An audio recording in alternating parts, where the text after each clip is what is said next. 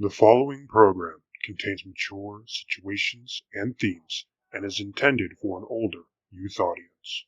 Viewer discretion is advised.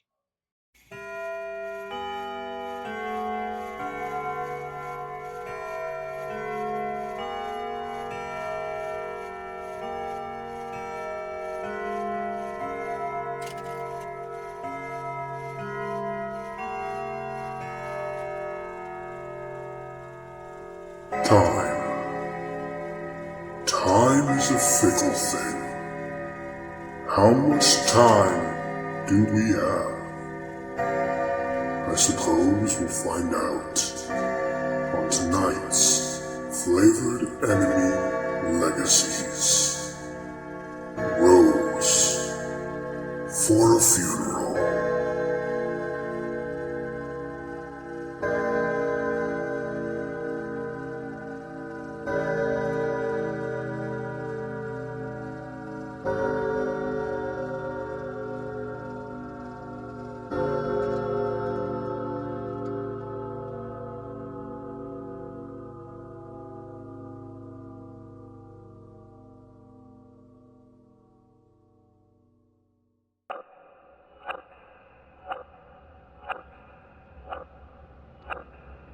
Welcome to Flavored Enemy Legacies.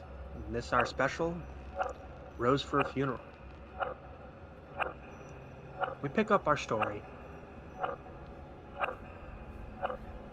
in a realm of green and blue and blinding spiraling lights. Quincy, could you give us a description of your character? Yes. Quincy is 5'11", human, with human male with long or mid-length wavy blonde hair, dark blue eyes, and he wears a long black trench sort of duster, a long black duster, jeans, a vest, little scarf around his neck that he has tied, and a jet black cowboy hat, and a gun at his hip. Oh, And Quincy, the arm. you find yourself in this spiraling green and blue realm, surrounded by these blinding lights, and you can't make out any details, but you can see shapes, silhouettes of things and items, rock outcroppings, buildings, grass, but they're all blurry, distorted, and you can see this small silvery tendril of energy. Is the tendril like around me or next to me or? It's through you. It's as you follow it, it kind of goes into the center of your chest. And then on the other side, it leads further into this realm that you are unsure of exactly what's going on. Do I see any people around me or? Distorted shapes and silhouettes, but no people.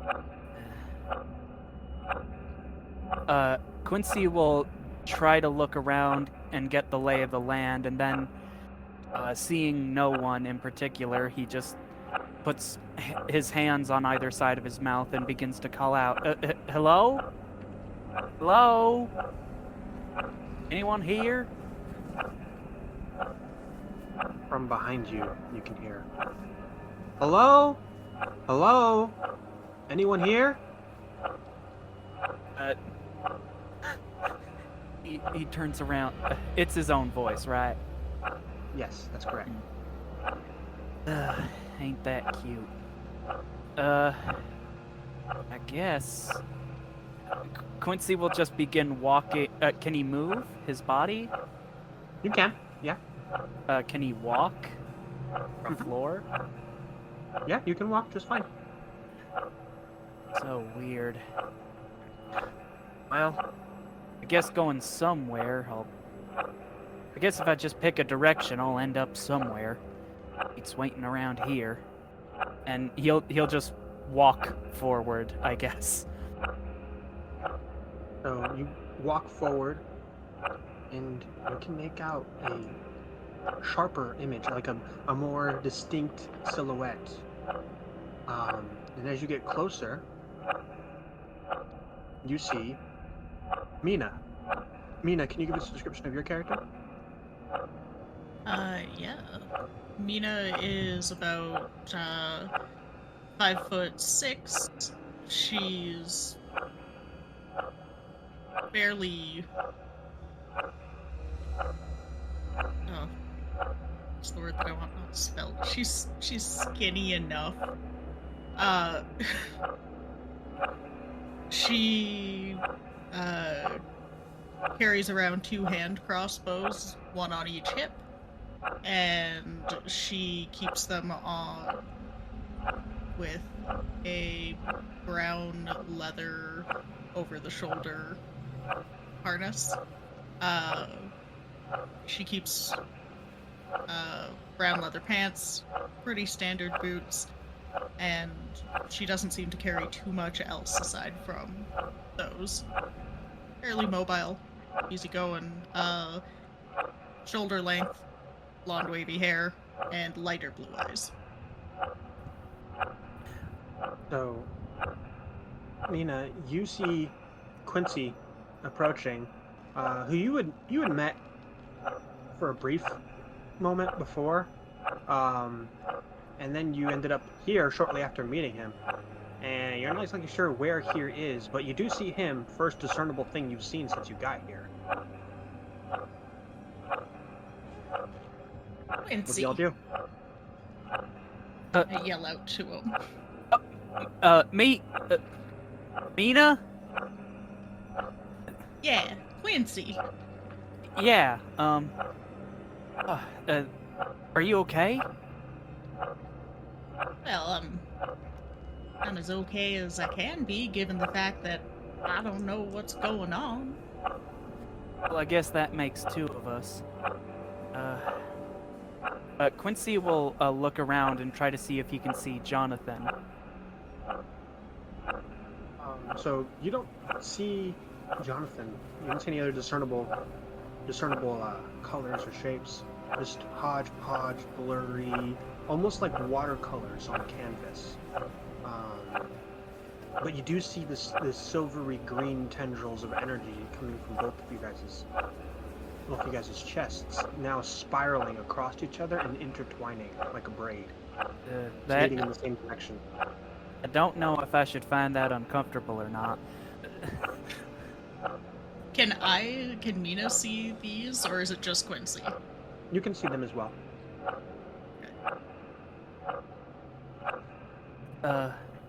So Mina, what, have you ever been in a place like this before? Have I ever been in a place like this before? Why don't you go ahead and give me a history check? Oh no, it's like my worst one. Oh hey, it's a 19. So you've never been in a place like this before, but you have read about a place like this before.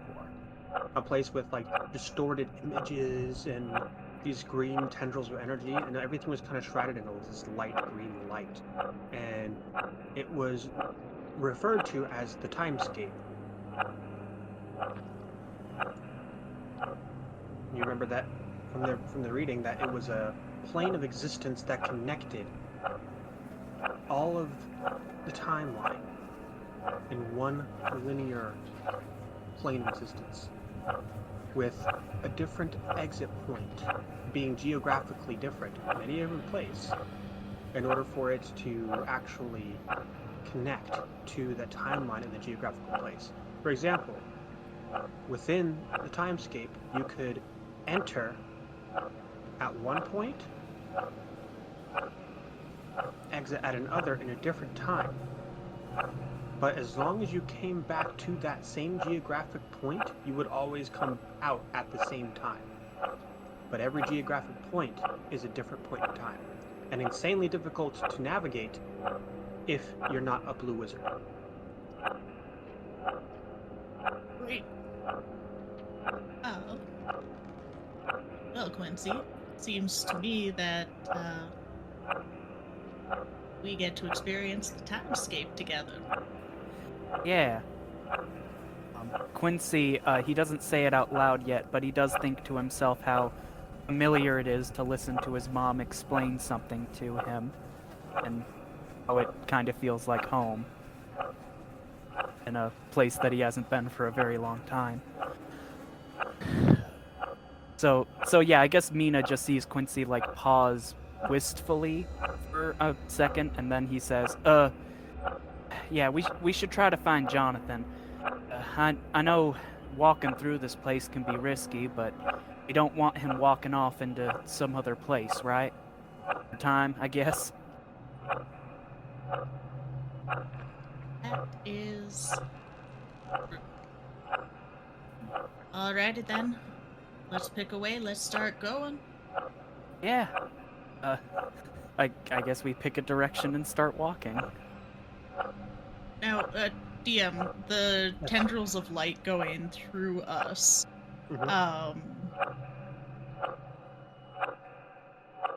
Now they're intertwined only one direction out of us, and the other direction they're separated.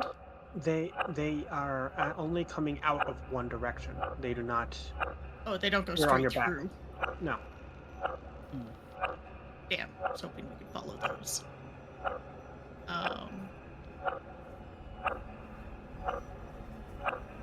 If I turn around, does it still go the same direction, or does it go behind me again? So to kind of explain the tendrils a little better, there is one tendril coming out of Quincy and another tendril coming out of you, Mina. And then they both intertwine and then continue on through the timescape. Guess we follow the tendril. That's the way I would go. Let's get moving. Yeah. Gotta find Jonathan. He's terrible with directions.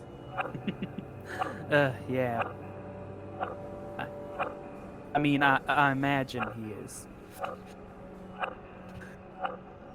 You're a weird one, ain't ya? Yeah. I mean, you can blame my parents for that. Or maybe not. So you guys continue traveling on. And it's at this point that you guys reach Jonathan. But not just Jonathan. You see Jonathan, and he is currently examining this fissure, this rip within the timescape itself. Jonathan, you want to give us a description of what you look like? So Jonathan likes to claim that he's 5'12", and he has broad shoulders, black and gray hair on the sides. He has a shield with an eye on it, kind of peering out on his forearm. His sword gives off a dim glow, lighting the area around him. He wears an amulet on his chest, which stands out upon the black chainmail that he's wearing. His eyes seem dark but glowing, slightly grayed, stressed and worn. And he's kneeling over, kind of hunched over. You hear him say, "Who's there? Who's walking up behind me?" And yeah, you see Mina and the young gentleman that you'd met a few, was it days, maybe hours, minutes? You're not really sure. Ago. You think his name is Quincy, but you do see your darling wife Mina there with him. Mina, you're a sight for sore eyes. I've just found this fissure here, and who's this with you? Quincy is the name. I pick up the tip of my sword because it's out, because I was using it to light up the fissure and kind of light his face up, because the lights here are playing a little bit. Quincy. Yeah. I did forget to describe that Quincy has a scar running across the bridge of his nose to either side of his face. Quincy, yes. Yeah. Jonathan, Mina's gonna put her hand on the sword and push down. Pointing your sword at a new friend is not very hospitable now, is it? I was just using it to light up that lovely face. Lovely indeed. Now, what did you find? Jonathan, if you give me an Arcana check, please. Yes, sir. 12. So, this fissure that you see,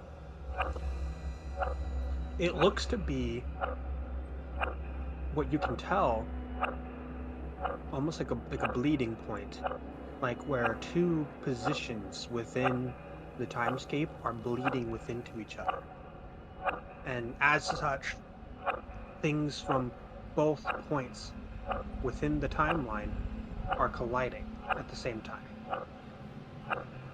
Things from one particular point in time, and one other particular point in time, meshed and intermingled together within this singular point in time.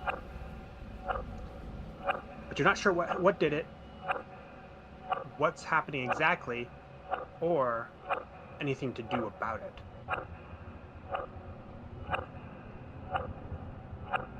So, there you have it. I've stared at this fissure, and that's, I'm not quite sure what we should do about it. Thoughts? Well, the darndest thing was I was with a time wizard just moments ago. He'd probably explain this a lot better than any of us could. By the way, DM, does Quincy recognize this symbol on his father's shield and this amulet that he has? So, Jonathan, would you like to describe a little bit about the symbol, what it's for? Yeah, absolutely. So the emblem on my shield is essentially an eye, part of the Watchers. It's part of my faith that I'm constantly on the lookout. The emblem on my chest, the amulet, is a sapphire with kind of a silver eye kind of going through the middle of it. It drives most of my power as I'm going about. Has Quincy ever seen that before? Yeah. Why don't you go ahead and give me a religion? Why don't you go ahead and give me a religion check? Okay. Not my best. Because I also inherited my mom's intelligence. 4. Ouch. 4. You're fairly certain that you've seen that symbol at some point in a temple of the author, but that's about it. Okay. So, can we see outside the rift? Do we, like, is there something? So yeah, the fissure itself is kind of like ripped and torn, and inside is this swirling green energy with sparks of blue hinted at, and you can see that the blue, it looks like it's tendrils that are trying to sew the fissure closed, but the tendrils keep snapping. I don't. DM. Sorry, Quincy. Is the tendrils? Do I see the tendrils coming from Mina and Quincy? You do not. Okay. Is there one coming out of Jonathan? You do not see any coming out of Jonathan. Well, that's weird. What's that, Quincy? Yeah. Speak up. You don't have one of the tendrils that Mina and I do. What tendril? Of course, Mina's I was sorta born. gonna, like- No tendril. Mina's sort of gonna, like, look around her husband up and down and sort of just, like, They go, Quincy's right. You don't have a tendril. Well, that's good because I was born without one. Yes, but Mina and I, we have this weird mystical tendril coming out of our chests. Have Which you is, gotten that checked? no, because it just happened. Like I didn't have one before I came in here. Well, I can pray on that. Thoughts and prayers. Quincy slightly Jonathan. scowls. Your humor has never landed, dear.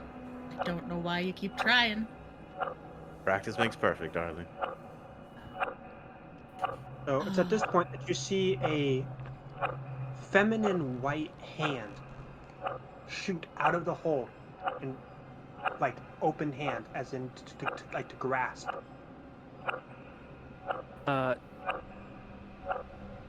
Quincy isn't sure what to do. Can he see whose Mina's- hand it no. is? You can't make out anything outside of the about the wrist area. You could see that that it is fair skin with a white glove on, and you can see that there is a tattoo on the forearm. The tattoo, you can tell, is a symbol of the frost. I guess Quincy is just gonna react the way he normally does. He's gonna grab the hand and like try to pull them through. Jonathan goes at the same time too, trying to pull up. Grab the hand, and the hand kind of like yanks you through the swirling fissure. Mina, you feel yourself get tugged right behind Quincy. Ah! As Jonathan, you get pulled in as well, and you all land with a thud in snow. It is freezing outside. I'm talking inside the timescape. It was about 70 degrees Fahrenheit, and here, wherever you are now, it's about -30. What's that And in so- Celsius? Quincy, you got a quick conversion of what that is to Celsius right now? Hold on, I can do it. No. If I could spell, hold on. I got you. It's about -34.4 degrees Celsius. Okay, cool. Average winter. Yeah, that's exactly what I was going to say. Like, sweet, this feels great. No. Quincy, who's from Frosthelm, is probably pretty used to cold temperatures like this, so he just kind of stands up and brushes the snow off of him. Everyone okay? And you get hit with the howling of the wind picking up around you loudly, kind of drowning out most of the sound. But you can see Jonathan and Mina standing there, and this woman, who is, you can tell by her arms, is the one that pulled you through, with this pure white hair, fair skin, these stark blue eyes, and just this grimace on her face, and a large falchion on her back, and a bow and quiver as well. And she kind of looks at you guys. For a second, Quincy, from the eyes, you could swear you recognize her, and then it passes. And the howling winds around you, you can hear her say, "Come on, time to get you guys inside. It's gonna pick up even more here in a minute." Oh. Alright. Mina's gonna... Oh, sorry. Who are you and where are we? And why did you pull us through the hole? Quincy, Jonathan, perhaps we could have the conversation when it's not turning us to icicles out here. I'll answer your questions. Just let's head inside before anything else nasty shows up. We gotta let that fissure close. And Mina's just gonna start heading over, mumbling something about can't turn down hospitality.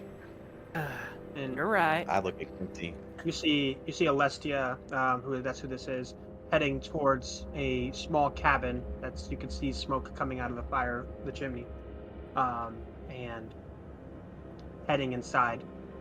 Mina behind her. Jonathan, Quincy, you two are standing there a little bit behind when you can see the snow around the mountains shifting and steaming. Oh, that doesn't look good. No, it does not. I don't know if this Do we- person's dangerous. We should probably stick close to Mina. I feel you're right, but I don't like it. Same. And I motion Quincy to go ahead, and I kind of just do a little quick turn and look around. And do I see anything around us? Why don't you gotta give me a nature check? Of course, you pick nature. That is a 1. It's snowing. Well, That's- looks no. about right. And I start following behind Quincy. I think he also notices that Quincy, almost on reflex, just did the exact same movements that he did. Like, take a second to look around and then... Like that. It's like that hands on the hips, turn around. Yeah. Gander at the Little head nod, like, yup, Yeah. it's Yeah. snowing. I can confirm, it is snowing. I do appreciate it. So you guys start heading towards the cabin. Right. Yep. And you reach the actual front porch of the cabin, and you can hear the sound of metal clinking on metal. You can hear hushed voices. Quincy will... Now, And then you hear Mina gasping for breath. oh. I was about to ask if my crossbow of warning was going to tell me anything, but no, I'm gasping for breath. What do you guys do? I rush over to Mina. I Alright, follow so- up behind. You burst into the door, and Mina is gasping for breath, laughing at a joke with a bowl of soup in front of her. And she says, my jokes aren't good.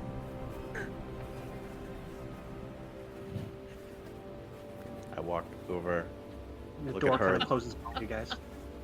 look at the soup, look at the people. How many people are in the room? You see that there is one other person in the room, the young woman who pulled you guys from the rift, and Mhm. Mina. That's it. So ladies, what's so funny here? Oh, I was just telling a joke to Mina here. You know, Yeah, you ever heard the joke about the Quaggoth and the troll? I don't know much about Quaggus. I don't know much about trolls. I know a lot about jokes, so I'd love to hear it though. Quincy starts giggling because I think he might have heard this joke before.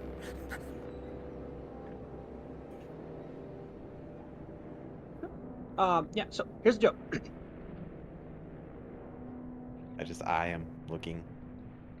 What kind of music would a band that involved a Quaggoth and a troll play? I'm not even sure they can play instruments. Well, I'm not sure either, but you know what I am sure of? Hmm. Is that it probably rocks.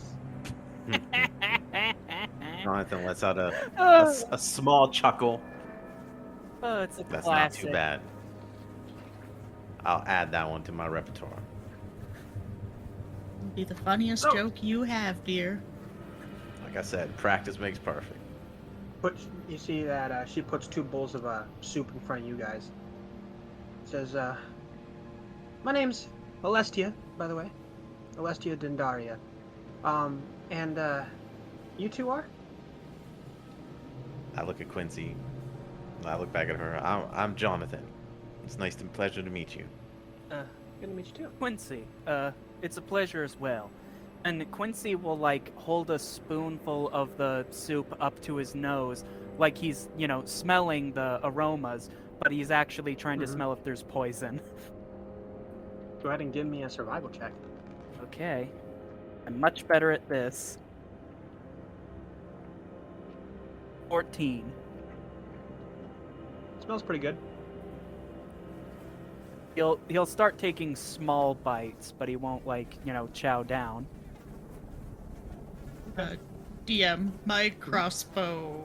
I have this lovely hand Yep. crossbow warning. Mhm. It's not giving me any signals, is it? No, none at all. Perfect. Mina is just like going ham on the soup.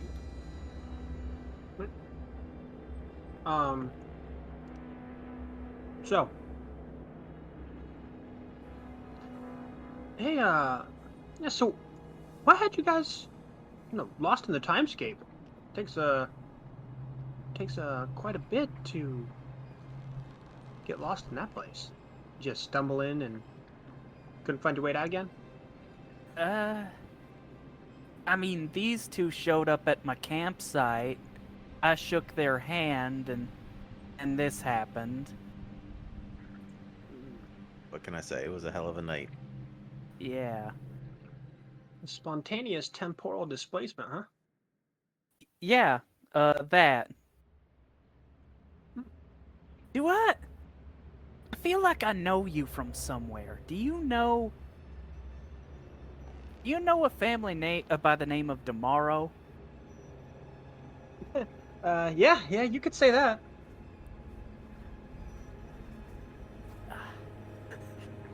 Quincy's like, do they look like Winter? And Looking at it, yeah, it kind of does. I look out the window and see that it looks like Winter. Very confused. Quincy didn't say the name out loud. Okay. Yeah, I still look very confused. you just remind me of someone that I know. I get that a lot. So, spontaneous temporal displacement. That means one of y'all is in the wrong timeline. Well, I'm from the year 421 in the Age of Shards. Well, before you beans, I can't know about the future. Cause problems. Oh, fine, okay. I'm from the You already said it. It's that part's done. yeah. Sorry. Mina's gonna sort of put the bowl down and oh no, I completely forgot what year I'm from. I raise my eyebrow and I'm like, what did you say? Never Kinda caught mind. off guard. Never mind what year I'm from. I suppose there's some other. I guess because I'm from the future, there's like information I'm not allowed to say, or else it'll destroy the time stream or whatever. Could have irrevocable effects, problems that it causes. So I would just divulge as little about the future as you can. And also try not to act on anything. Maybe you should just be quiet. Might do us all well. Once he rolls his eyes. Not the first time you Yeah. told me that. Miss, Miss, Yes. can we know what year it is now? Yeah, Where we are. that shouldn't hurt anything. Right now you are currently in the year 401. The Age of Shards. All right. All right. We say it at the same time. Looking Yeah, at her, just all right. looking at each other, not knowing what to say next. Classic. So that's still. So I guess that means technically none of us are in the right time because we're from a very different time and era. Now, if the past has already happened, we can talk about it. Yeah, no problem there. All right. Well, my Johnny and I here, we are from 419 Age of Darkness. That's. Let me do some quick math.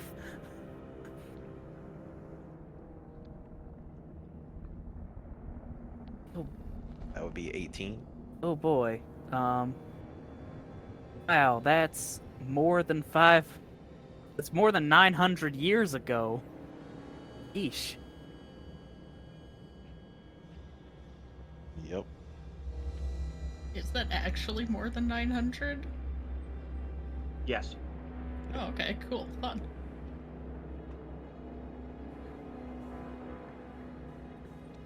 Well, as we sit here looking around the table, right, just like a silence takes over. Sorry. So I am pleased to meet all of us from our various timelines. But Miss, how do you know so much about what we should or should not be doing? Yeah, who are you and why are you here and where are we? I nod my head as Quincy finishes my words. So, Mina's gonna sort of shoot a little bit of daggers at them for being rude to the hostess. Quincy immediately straightens up and his shoulders lower, like, oh no, I got in trouble. It rolls off Jonathan. He gets in trouble a lot. He's used to it. So, yeah. My name's Alestia. Alestia Dendaria. My niece. She's the queen over in Avandra. Oh. Just a little bit further south of here. But wait, which of them is your? Is there 2 queens of Evandra? Yeah, Winter. All right. That's my name. Yeah. Yep, it's cold here. It looks like winter. Yeah, no, Winter's my niece's name. You can see, a lot of us Dendarias have ice-themed names because of our relation to the frost. Ah, so you're cold as ice. Okay. You're willing I to understand. sacrifice your love? Oh.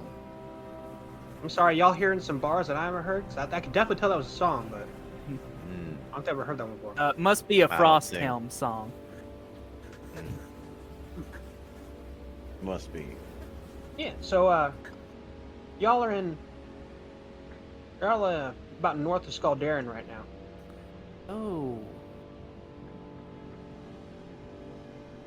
It's a Yep. new place. So, we just met Quincy, and it was not there, and now we Right. are here. Correct. How did you know that there was a fissure outside Ye- in the middle of a storm? Yeah, that does also seem very I mean- weird. Look out my window. That we turn. I have been. We It's look winter. out the window. There is a green, bright light that is tearing through the sky right now. Well, I thought that was the Northern Lights. Wait, are the Northern would Lights be just rips in the annoying time now. stream? No. and is this even the north? Quincy. What? Mina's just gonna like put her head in her hand, resting on the table. Oh no. What? That's a valid question. We live in a weird magic world. I don't know how magic works. It's like Jonathan magnets. just nods. I'm He agrees. pretty sure that the Northern Lights are still, you know, Lights? way into fusion. It's magnetic fields pushing their way into fusion. All right. That had no accent. That is why she is the smart one. Yeah. Yeah. Big words and all. Mhm. So, I'm sure y'all want to know how to get out of here. That would be That would do, preferable, miss. yeah. So, usually there is some kind of outside force, something that is prevalent in the lives of those who are spontaneously temporally transferred. Some common denominator, if you will. And through the correct word here, I guess confronting that common denominator, usually all prevalent members are transported back to their appropriate timelines. Or things just resolve themselves. Of course, she could be waiting here for 10, 20, 30 years before it resolves itself.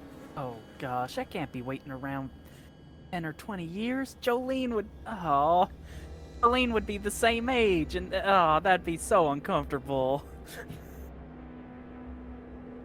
Yeah, you could write a song about that. Now you wouldn't know that Jolene would be the same. Oh no, return back Yeah, to our return time. back You're to the right. time. Yeah. To time. It's fine. I'm following. I suggest y'all find out what that common denominator is and go confront it. Well, miss, I do have one question for you. Sure. My What you got? Mina here and Mr. Quincy, they both said that they saw a light braided together when we were on the other side of that fissure. Tendrils, dear. And Tendrils. tendrils, again, those fancy Tendrils words. of light, so I'd say that's fair, but So, do you know what those may be? Because apparently I am missing one. Yeah, you referred to Connexa Vivere. It's a magical condition. It means connected lives. I guess I don't know you two then. Nah, see, it has more about connection through the timeline. Ah. Usually it denotes ancestors or legacies or reincarnation, something like that. okay. I look at Mina as like, Arlen, is there something you need to tell me? I don't know. Like, Mina's just like sort of sitting there, like running all these options through her head, and she's just gonna be like, I mean, I'm not gonna confirm or deny anything, but "Now I what am if? a man from the future. Now what if my sister had a child and that bloodline kept going? Then I'd be connected." You But had you a sister? I'm just giving hypotheticals here. How do you know if I have a sister? or No, not? I'm asking you, do you have a sister? Did Quincy ever hear about Mina having a sister? Now this was a hypothetical question. Okay. Alright, Sorry, it just took me by surprise.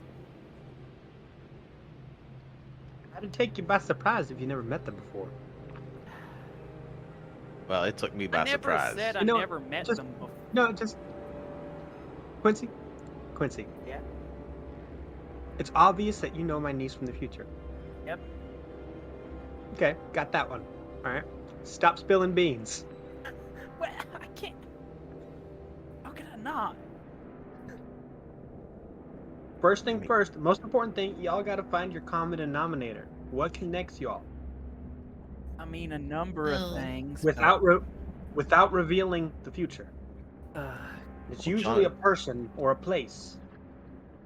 So Jonathan looks at the three of us. I'm like, well, we all do have right thumbs. yep, that's. Gary, don't we all have left thumbs also? Yeah. All right, this odds are looking better. We're gonna figure this out. I think if I were to hazard a guess as to what might connect us, I think the common denominator here is an individual by the name of Hammond Rose. Does that name sound familiar to either of you? Now I believe we told you Yeah, but we were looking for him. yeah, he just goes by Mr. Rose in my time, but I He- believe. he's definitely made himself a nuisance in my life. I believe that is very familiar. How was he a nuisance to you? Because he may have been a nuisance to us too. I don't know how I'm much I surprised. can say. He... I guess he has... Well, it's the future, so I can't say. But Don't give no details. You can give the broad strokes though. in the future, he kidnaps someone very dear to me, and I want to kill him. Mostly to rescue this justified. important person. I think that right there's a common denominator. Mm-hmm.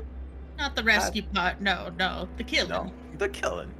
Okay, We say it and nod at the yeah, same time. we can all get on board with killing Kill Hammond Rose.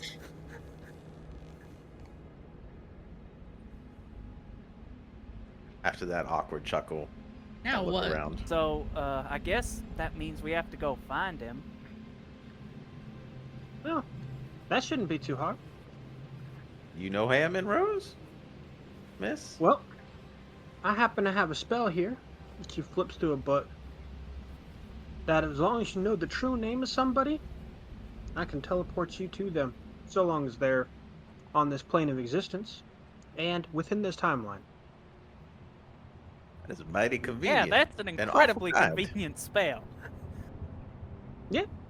Well, since he's still around when this young fella is, Yeah. I'd say he's probably in this timeline. But I do have to ask, is there a cost here? Because this does not sound free. Maybe it'll be your left thumb, dear.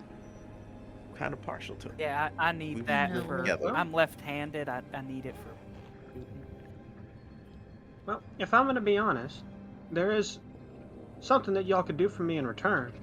Although, Mhm. I was planning on doing this for free no matter what. So if y'all are uncomfortable doing it, that's fine. But if y'all get the chance, it's a rumor that Hammond Rose has a gnoll vampire A that what? guards a gnoll vampire. I heard you the first time, but why would he have a gnoll vampire? Well, apparently he guards his coffin while he sleeps.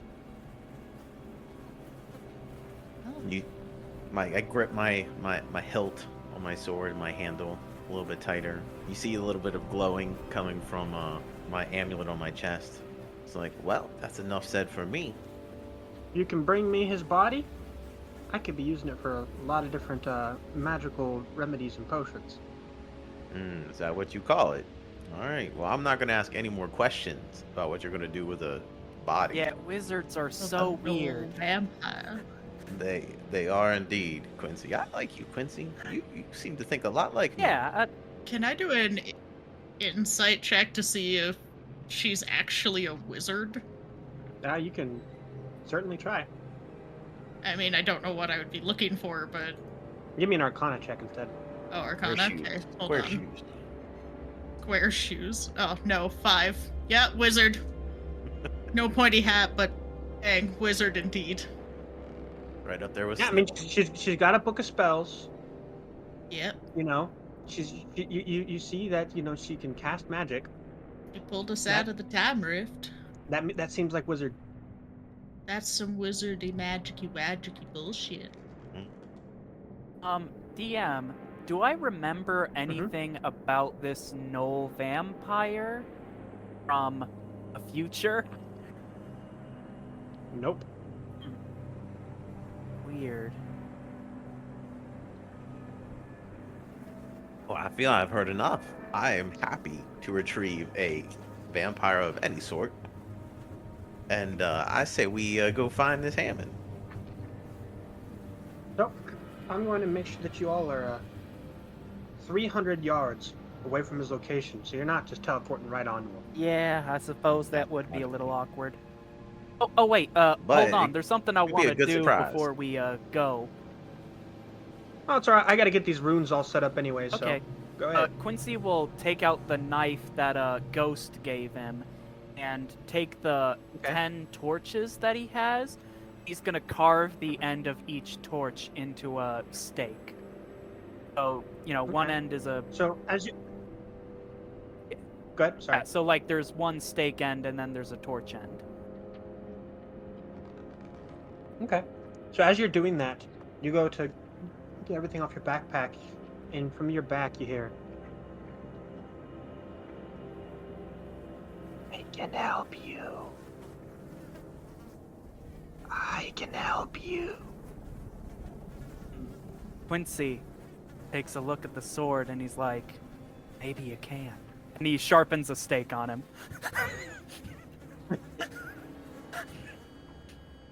Yep. That about does it. Quincy does Jonathan looks- briefly consider just burying the sword in the snow and claiming that he just forgot or lost it in the conflict or whatever. So upon seeing Quincy pull that sword in order to sharpen the stakes on it, the torches and the stakes, Jonathan, you recognize this sword, like, very heavily. Mhm. You And I recognize it. You recognize it as, you can't remember the name of it. I think it was Blood Skull. You think maybe? You recognize that it was a sword that was used by a vicious wraith, a wraith by the name of Avenir, who had beheaded hundreds upon thousands of knights of the noble with it. And every time he beheaded someone, the blood from that body would just seep right into the sword. Very evil sword.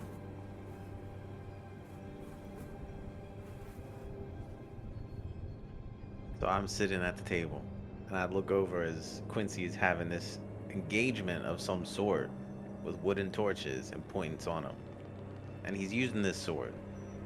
And I take a deep breath. And I stand up, casually. Quincy, Yeah? you know anything about that sword you have there? Well, belongs to a friend of mine. He asked me to hold it, and it's trying to, like, tell me, like, oh, I can help you, but honestly, it... Suddenly, you guys hear loud howling coming from the outside. Celestia yells at you guys, "I have to finish this room! Would you guys please go outside and handle that?"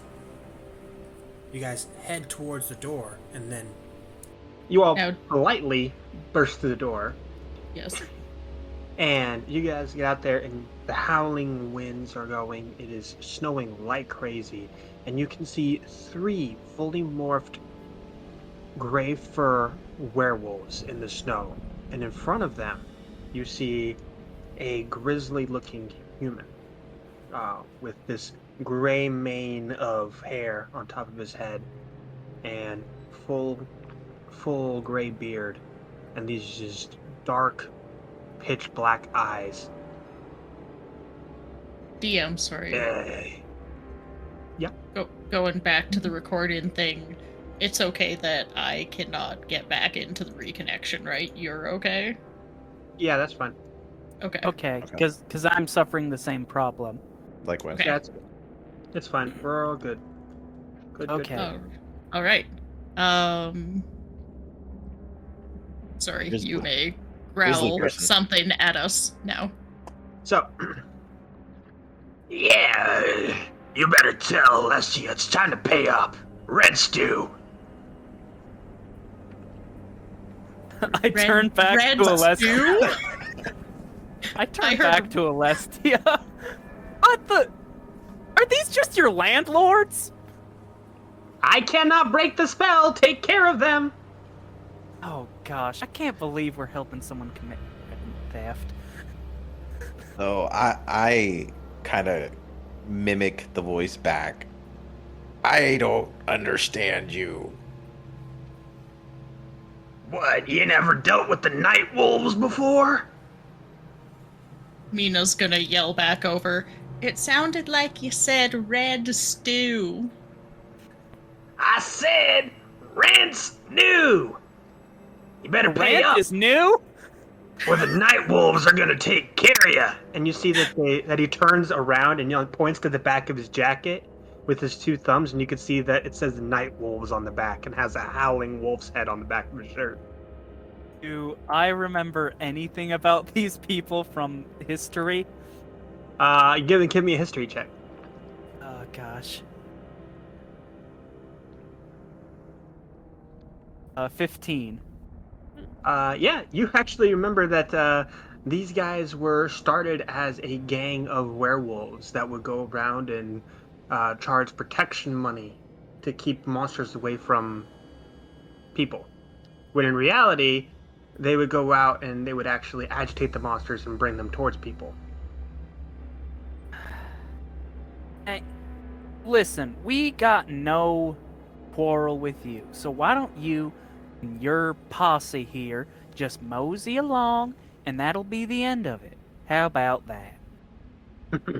How about I chew on the rest of what you got inside that dome of yours? And that'll be the end of it. There's the red stew. And I'm Oh, afraid yeah, there's not okay. a lot in there. Yeah, we don't have Jonathan. much stew. We don't have that much stew left. I mean, I suppose we could try to make more, but Last chance. Rent's due. Time to pay up. 35 gold. Or y'all getting eaten.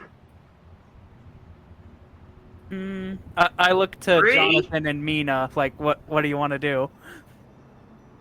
Jonathan just 2? shrugs his shoulders and is ready to roll. Right? Mina puts both of her 1? crossbows up and is ready to pull the trigger. And yeah, I shoot this they're guy in the now head. vibrating in your hands. All right, they're What? now vibrating in your hands, Mina. Oh, only one of them. Yeah. Just like, and Quincy, ooh, roll danger. to hit.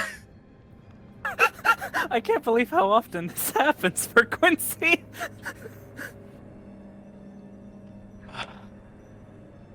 23 to hit. Ooh. That'll hit. Damage. Ooh, max damage 14. All right. And then initiative for y'all. Oh, So- nice. Damn it! My husband! Always one-upping me. 23 initiative. Yep. All right. And 24. Who did you hit? The lead guy or the rest of them? The lead guy. Okay. He was the most offensive. Oh, Mina, we have the same initiative and the same dexterity. We sure do. You're 19, right? Yep. I got my dexterity from my ma too. Looks like you got everything from me. Jonathan, you're up. Wonder why that tendril didn't show up. All right. So, how far away are they from us right now? The main one is about 35 feet away from you, and the rest of his posse are about 40 feet away from you. All right. And they don't seem to have any weapons, right? I can't see anything. No, you don't see any weapons. All right. Other than the So- gun that Quincy just pulled out. Yes. I see our weapons. Yes, I feel very proud of my, companions at this time because you got things that go far. I have things that go short. It's a good mix. So I'm going to take a step down off of the porch and put my shield forward. With my one hand, I'm just going to touch Mina and give her guidance. And then I am going to, that'll be my action, and I'm just going to hold tight. Okay. I don't know about you guys, but when you said you touch Mina, my mind immediately went to the Incredibles scene, with during that montage. Never mind. Mm-mm. I can't think of it. Oh. You gave me direction? I gave you guidance. Guidance, I'm sorry. Yes, guidance. What does that mean? Hit that one.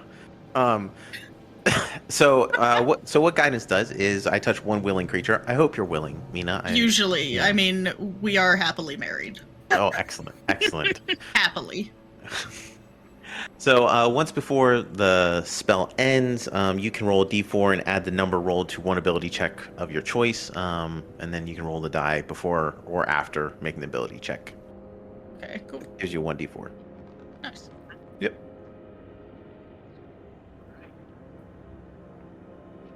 So, Mina, you're up.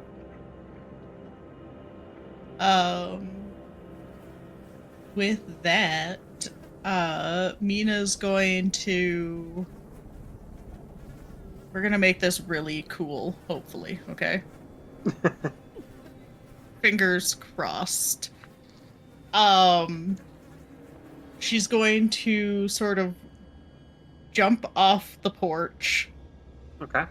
do like a somersault onto the ground, like parkour that shit. End up on one knee with her other leg up, stabilizing herself with her crossbows out. And she's going to take her shots at the lead guy, who's the closest. So I'm theoretically going to be shooting him 4 times. Okay. All right. So give me an acrobatics check. That's what I thought. 21. You have guidance too. Yes, that's why I was like, I can make this cool, but I hope I don't need guidance with 21. No, so yeah, you jump off there, somersault, landing on the one knee, and then fire. Go ahead and roll to hit. You got 4 shots on that thing, right? Yeah, 2 from each of my crossbows. Yep. Whoa. Ooh, 28. That'll hit. I hope. Do you want me to roll hit, damage, or just all my hits and then the damage? All your hits and then the damage, since you're not going to be able to switch targets like that. Yeah. 25. Mm-hmm. 23. 3 hits. And 24. Their armor class is 11, guys. Come on. Okay, I get a That's 4 plus hits. 10 to my hit. I can't miss him. That's 4 hits. 4 hits. I have +8, so I could miss, but Okay, you got Corpse Slayer and a... Wow. 7, 8, 9, and 7 for damage, so 14, 24, 31 Okay. damage? 31 points of damage total? Yeah. Okay. So yeah, you fire 4 bolts into this one. And as all 4 bolts go hurling through the air, one into the shoulder, another one into the opposite shoulder, one into the left kidney, and then one center mass, as he is just bleeding profusely into the snow. And you're kill her! Kill the And that brings us to you, Quincy. Quincy, looks at his mom do something incredibly cool, and he's like, oh, dang it, that gotta be cool too. He will also run and jump off the opposite side of the railing, like from her, and he will fire at the main guy with his gun. Alright, go ahead and give me an acrobatics check. Okay, oh gosh. Now, 1, now. 19. Oh, he is my son. So you do a nice somersault mid-air, slide through the snow to get a nice little side shot in on the one who is on the ground, right? Yes. Alright, and then roll to hit. And I'm going to spend a grit point to do a violent shot. So if it hits, it'll do an extra D10. Okay. 10. Dang it. That's a miss. It fires right into the snow in front of him, blowing snow up into his face. I will action surge and shoot again. Okay.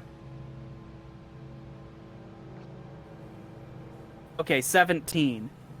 So the hammer drops as you fire that first shot, hits the snow, and you immediately bring that left hand back up and do a quick manual reset of the hammer to make it fire once again, in a very quick sequence. And you go ahead and roll me damage on that one. 9 damage total. Okay. As you right into the right shoulder, and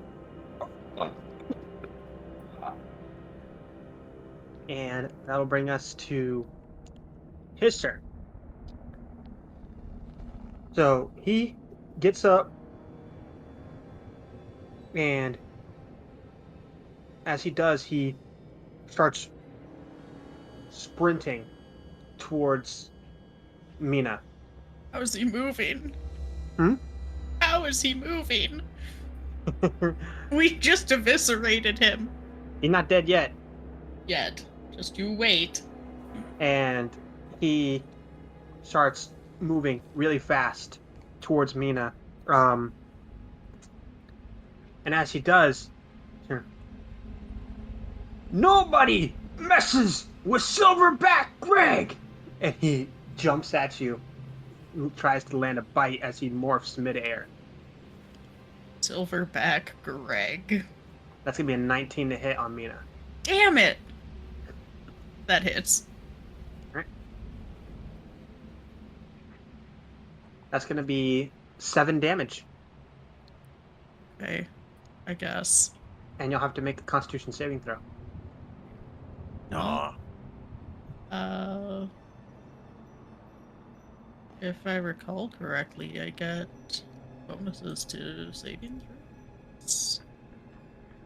Going mad? A 1d6 No. against, yeah, someone who On. you use your favorite or hunter's Yeah. spray on. Hunter's Mark. Yeah. Okay, you said Constitution? Correct. Ouch. 9. Wait, You are- wait, I can use guidance, can't I? No, that's a saving throw, not a check. Never mind. Also, are you within 10 feet of me? Because I naturally have Aura of Protection, which gives +2 bonus to all saving throws. That wouldn't Yeah, help c- in this instance. No. Okay. 9. Even if that were the case, wouldn't help in this instance. 9.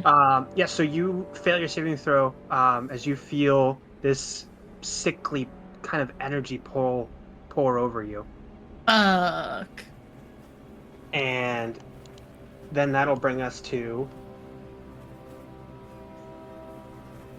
White Streak as he starts coming around the side to attack you from the other side, Mina, trying to knock you over with his claw. And it's going to be flanked, so now he has advantage on this attack.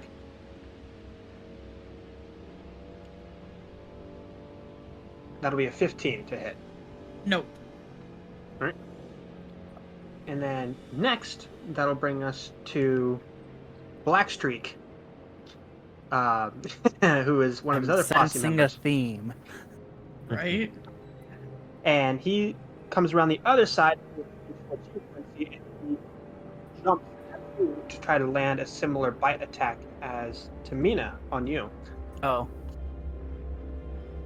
And that'll be a 7 to hit 7? as he misses all the way to the right and just pounces right into the frickin' snowbank behind you. Yeah, Quincy just leans his shoulder. And that'll bring us to Tim. As Tim kind of just sits back and I'm sorry, watches Tim? everything going. Yeah, Tim. Okay. Quincy stares at him like, yeah, you better just sit there, Tim. All right, and that'll bring us up to you, Jonathan. All right. So, please refresh me. There's 2 on Mina. There's 1 on Quincy, and then there's Tim, who's just chilling. And they're just Tim. Yes. Okay.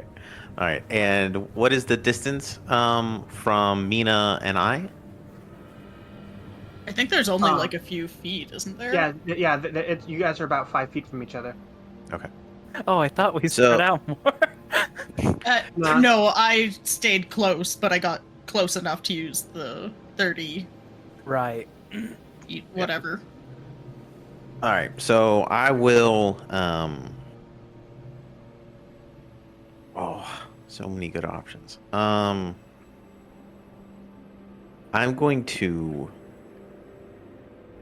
walk. Right? I'm throwing shapes while I walk. I'm like voguing, walking towards Mina, shield in hand, and pulling my sword out. I think, is that my action? Pulling the sword out? I thought you already had it out. No, Pulled it all the way out. I cast a spell, Oh, so I right. wasn't sure if the sword was out yet or not.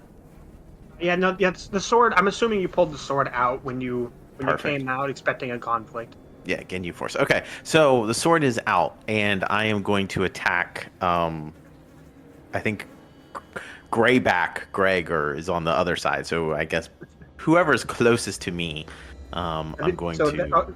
There's Black Streak is on Quincy, Mhm. Silverback Greg and White Streak are on. I think White on, Streak is like further behind me, isn't he? Because he flanked me. Yes, yeah, he's on your left. All right. So yeah, so I'm gonna go for Black Streak, White Okay. Streak, So, White Streak? Black White Streak. Streak. Okay. He has Okay, both, so- I assume. All right, so I'm gonna go ahead and attack. all right, roll to hit. 15. That'll hit. All right, and I get 2 swings. So do you want me to just go ahead and roll my other swing too? Yes. 11. That'll hit as well. Now, refresh my memory. The Moon Touched Longsword. Isn't there something special about that property? So, it glows. That's about it. It's pretty useless, but it looks really cool. That's about it. So I could use it two-handed, but I have a shield in, so it's not 1d10 or anything like that. But yes, unless in this world, my Moon Touch sword is, pretty cool. So you go ahead and land both of those hits with your Moon Touched Longsword. And you notice that as you bring the streaks down, you're causing the areas where you're swinging down on them to be kind of overgrown and mangled as the moonlight is magnified in the areas where you hit them. Okay. And you cut into them both into Black Streak both times. You go ahead and roll me damage. Yes, I did. 3 and a 5. Okay. It's mostly show, not a lot of hit. So you cut twice into Black Streak, and you hear him whimper from the pain. Obviously, not used to fighting things that fight back. And Mina, that'll bring us to you. Mina's gonna sort of be groaning about the fact that she's got a werewolf biting into her shoulder. She can definitely feel the... I don't know if you'd call it a toxin or not, but whatever they have that transfers the curse around, she can start to sort of feel it. But then she just sort of tips both of her crossbows straight up, because with my crossbow expert being this close doesn't cause disadvantage. Yes. Excellent. And she's just gonna take 4 more shots, like directly into his chest. Alright, roll to hit. Well, I can't actually miss. Still gotta roll to hit. Unless you roll a nat 1. That's an auto miss. Are you sure? Because I get plus 10. Yeah. Okay. Natural They ones all are hit. always missed. 16, 19, 20, 17. Alright, damage. 6. 9 is 15. 5 is 20. Ooh, and 10 is 30. So you tilt the crossbows back, fire them up into the neck part of this werewolf that's on you, And as you fire, they all kind of cross each other's paths, crisscrossing through the neck, as the head separates from the body and rolls out from behind you. Yes! So That, cool. yes, is completely out of character. I nod with approval. That's my turn. That'll bring us to Quincy. Okay, so he's dead, and I just have a white streak in front of me, right? White streaks on you, black streaks on Mina, and Tim is still Isn't sitting in white the back. streak on me and black streaks on him? No, black streaks on you, white streaks on... Oh yeah, you're right. Streaks White on streaks me. on you, black streaks on Quincy. Quincy. And Tim's in the back. And Tim. I'll Yeah, shoot the and- one in front of me. Alright. Shoot him. Roll to hit. 16. That'll hit. Yeah. I'm just doing a regular shot. Ooh, 14 damage. Okay. Also at close range, also not caring at all that he's in front of me. Because the gunner Yeah, feat so you- does the same thing with guns. So Nice. you just plow right in this thing, and you see it go through the corner of the eye socket and come out the side of the head, as the werewolf in front of you just and takes off running the other way. Oh, he's not dead? No. He's just running away? Yep. Do I get an attack of opportunity? You do. I'm gonna shoot him again. Okay. 24. Oh, yeah, you Go are. hit. 14. Full damage. 14 damage. Okay. And you see that because you were just shooting white streak, black streak takes off behind, and then Tim follows them as well as they all start scurrying back up into the mountains. Can I get an attack of opportunity on old White Streak? Yes, you do. All right. We're merciless. Well, I mean, he attacked my wife, and that's not cool. Obvious, fair. Hey, Quincy is not disagreeing with you at all. He's saying we are merciless. We are. It's a collective. All right, so we got 13 to hit. That'll hit. All right, that was a Yeah. 3. Really are also. I am. However, I do have the feat Sentinel. So, so the respect. so this he doesn't go anywhere. His movement moves to 0. So yeah, he's just standing there now. And Mina, you have an attack of opportunity as well. Oh, cool. You could take it on since crossing your threshold. You could take it on white streak as well, white streak. Okay. I'm gonna take it on the one that Quincy shot through the head. Okay, yeah, And now the attack of opportunity is just the attack action, right? correct, So then I only get 2 shots. correct. Cool. Only. Only 2. 29. That'll hit. There's my nat 1. Knew it had to happen. So 1 hit. And a nat 1. For 9 damage. Alright. So you land 1 more hit as you see him go like skidding across the snow for a while and then get up limping to continue on. And as the second bolt fires, you see it go whizzing right in front of Jonathan's face as he's getting ready to step forward to look to see how you're doing, and then sink into the tree right next to him. Just Whoops. another day. Quincy's heart almost stopped as that arrow whizzed past his dad. Like, oh, jeez. He's also gonna Mina's check gonna- himself for fangs. Mina's gonna look up and sort of look at Jonathan and sort of just mumble something about, like, dear, Get cuter with every scar you got. So And we then still- Go ahead, please. oh no, I was gonna say then she's gonna like drop her crossbow out of her left hand and like actually go in and like sort of like put pressure on the wound on her shoulder. And I was going to say, we do still have the one werewolf here that fell to the ground when I hit him. Oh right, you're sentinel. Yes. So he is lying there. So Yes, that's right. Regretting every choice he made to get to this moment. Yeah. should but- we let him go or no? Well, can I try and persuade him to calm down for a second?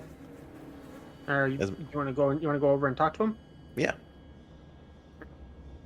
And looks over there and says, "Ugh. What do you want?" Well, I would like you not to come back here anymore. And I would like to know how to make that happen, sir. I think your point's made. All right. You Is wouldn't my- mind just letting me go? I'll go ahead and make sure the other ones know. So I'm a little rusty because I don't specialize in wolves. However, are you in a position to make that decision for the pack? You know, we're more of a democracy. You know, everyone's voice is heard.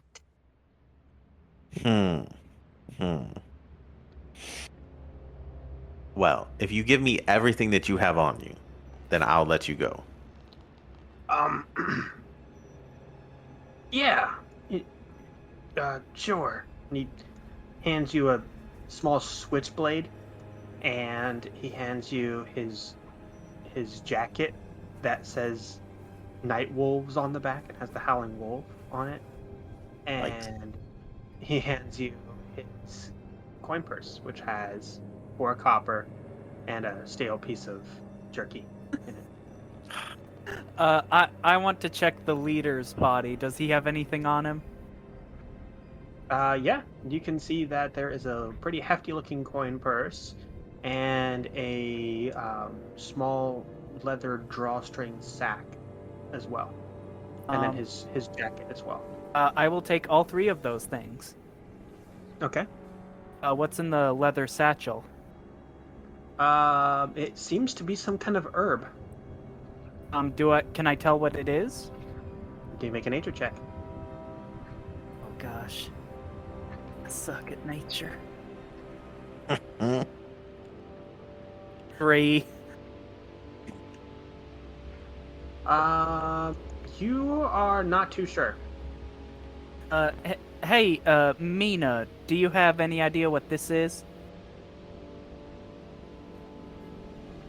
Bring it here.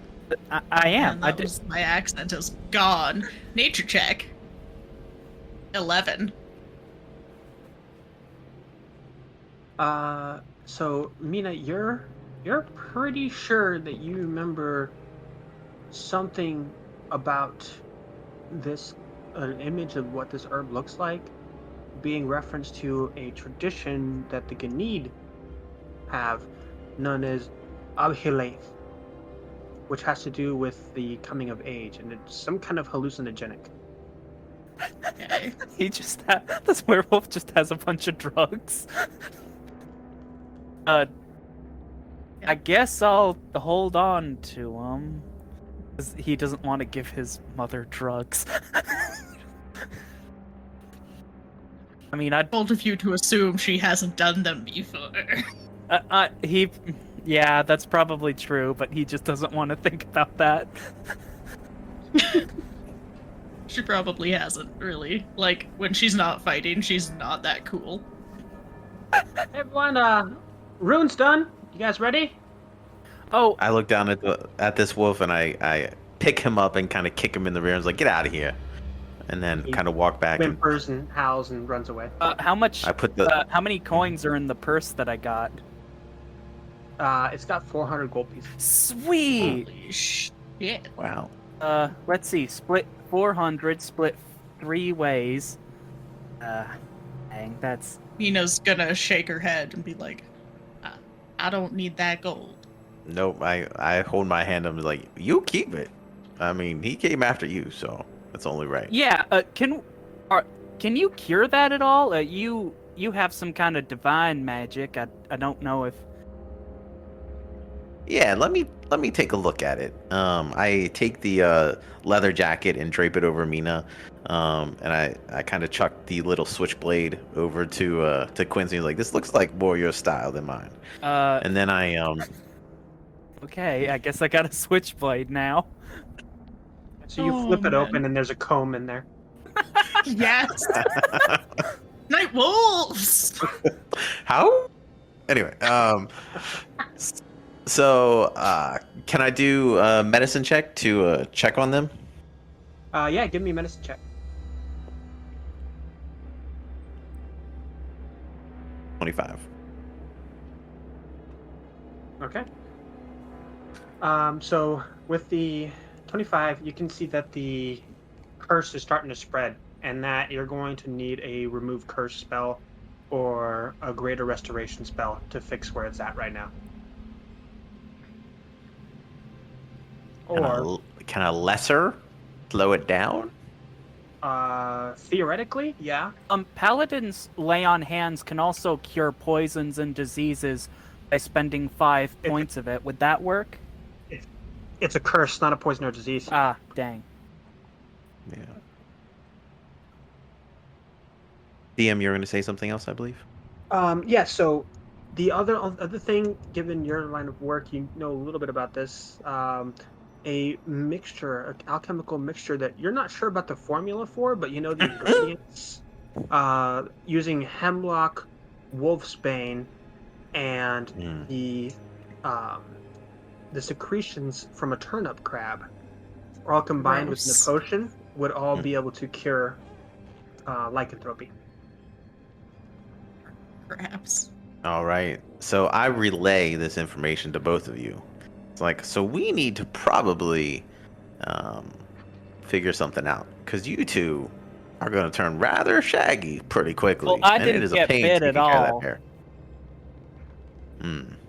Mina's sort of gonna look over at her husband and then look back at the cabin that has a wizard in it and look back at her husband.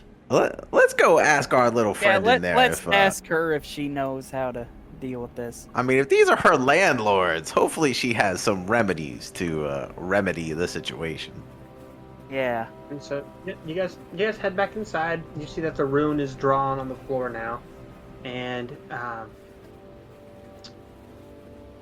Alestia kind of looks up at you with these now fully blue eyes with spiraling mist coming from the corners.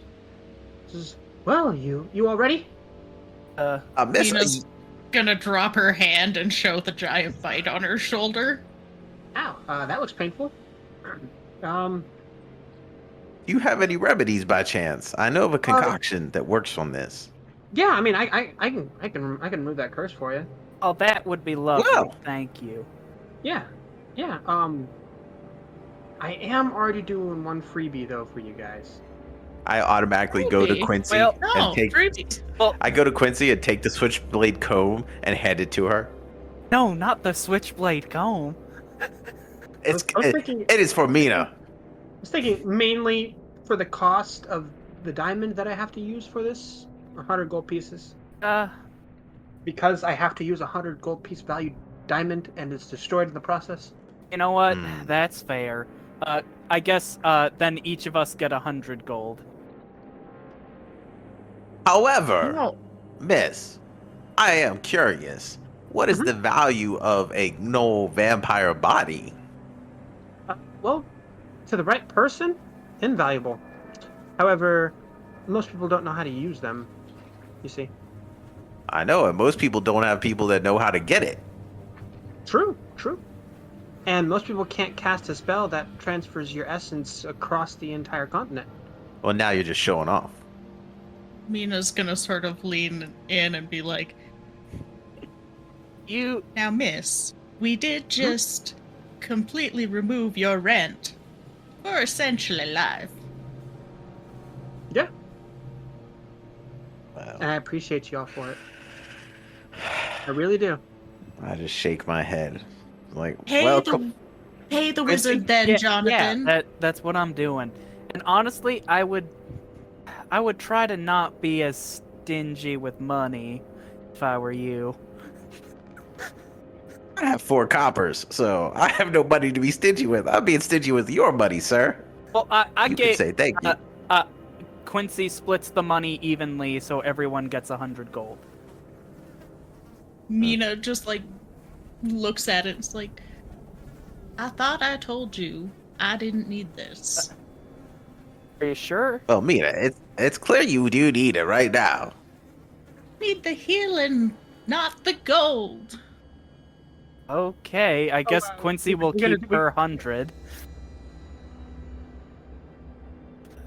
Are you gonna pay? Yes, The, yes. He has 400. He gave 100 to. Yeah, that's what he Everyone. meant. Yeah. Okay. So he will pay for her cure and have 200 gold. And she starts getting all the stuff ready to cast the spell. And while she's working on casting, that's why I just say Quincy to real quick. Listen, you should take the rest of that money, and you should invest in something worthwhile to you. Because right now you got a bad juju swords hanging out with you, and I don't know what else you got. So maybe take that 200 and think about what you can invest in. Quincy is shuddering because he's had this exact conversation at least 4 times in his life by the time he was 14. Yeah, I'll keep that under advisement. I'm kinda on the middle of a quest back in my time. Your what? Back in my time, My I'm eyes- in the middle of a quest. All right. You don't look like the quested type. You're a little scrawny. Scrawny! Jonathan. I'll have you know that. Look, I don't need to be swinging a big sword all day when I can just shoot him in the head. Yeah, Am I right, I don't Mina, know. or am I right? I'm Mina's just saying. gonna like shake her hand, being like, I'm not getting involved while she's getting healed. I'm just saying. I think that you need to eat more. That's all. It is friendly advice that from one man to another, looking at you, it looks like you're struggling with that department. You know what? I'll take it under advisement. That's all I can ask. Thank you for being so cooperative. It's really for your best. Yeah. Alestia rips off a piece off of a plant and hands it to you, Nina. Yeah, you'll want to chew this. Mina just sort of shrugs and puts it in her mouth, starts chewing. And you see her grab a couple other things, rub it in between her hands, place it over the wound. And you see this black, inky energy exit the wound and into the substance in her hand. As, Mina, you feel your mouth go numb, then your neck, then your shoulders, all the way down to the tips of your toes as you're chewing. And you just feel kind of groggy. And then the wound closes up. Alessia throws what she had in her hand into a metal bin, and holds the metal bin up to your mouth. Now spit! And she just spits out this green, leafy substance. And the grogginess and the numbing is gone. Ah, all healed. Curse is out. It's actually right in that plant over there. Huh. Well, thank you, Oh, kind. thank you kindliness. That is perfect. Well, I guess we need to be on our way then, ma'am. Alright. Must be the weird time connection thing. Makes us think of the same thing. Your braided tendrils, I think you said. Yeah, that. Mm-hmm. Here you go. And she hands a small, looks to be like a blue pearl to you, Mina. Now, if y'all get in a bad situation, just link hands and break this underneath one of your feet, and it'll bring you right back here. All right. Wonderful. All right. Mina puts it in a little pouch on her hip. All right. Now, you all ready? Yeah. Yes. Yep. Link hands and head on to the center of the room. I hold out my hands for everyone. Yeah, I link hands with Jonathan. Yep. Mina goes in, completes the circle. And You guys- both have soft hands. Thank you. Well, No dear, problem. we don't swing giant swords around all day. I heard that twice today. You're getting good. So you guys go over there, and you see Alestia start chanting. Quincy, go ahead and give me an Arcana check. Mina, you can as well. Because I'm so good at Arcana checks. Same. Oh, Oh, hey, I got 15. 16 for me. So both of you all recognize that she is speaking Abyssal right now. Okay, but wait, no, wouldn't Jonathan know that also? I do speak it, yes. Which is why I was. Oh, which is why he didn't have to do a check. Okay. Mina's sort of gonna sit there and be like, I'm gonna look know. to the other two, like, is this okay? So, Jonathan, you hear the chant, and you hear, through time and through space, across the cosmos, I bring you from here and take you to there, and teleported at once.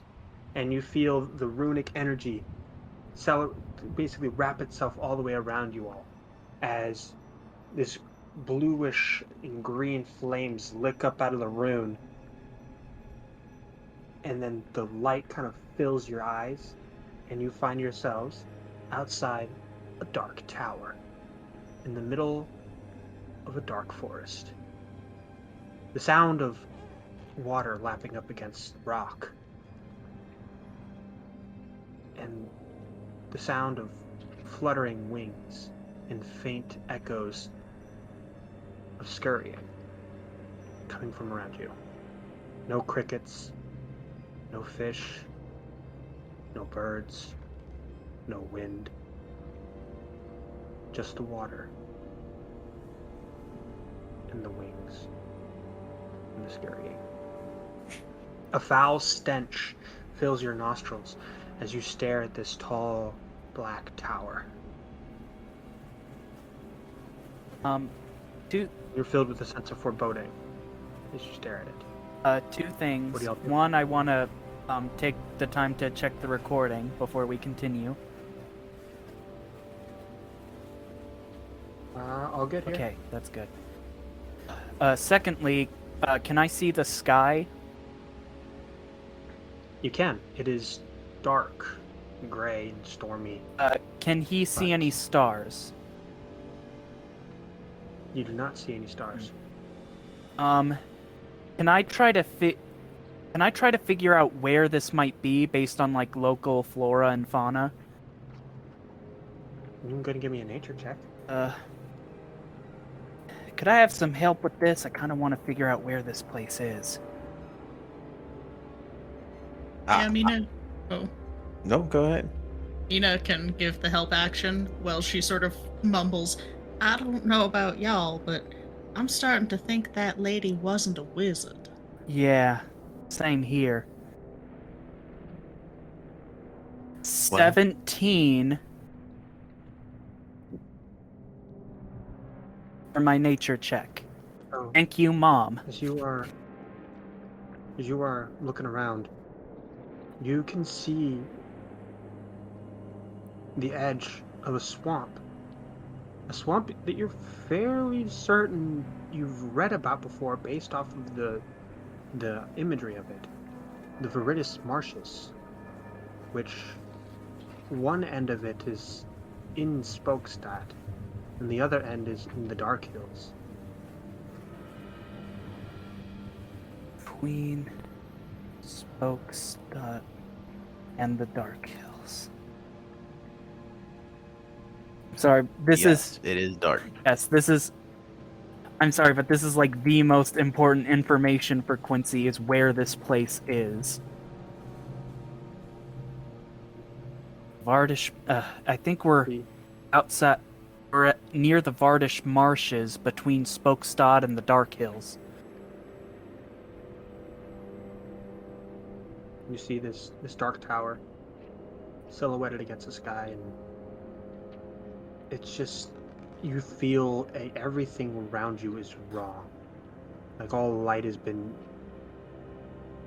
ushered away from this place. All hope gone. All happiness sucked away. And all that's left is black.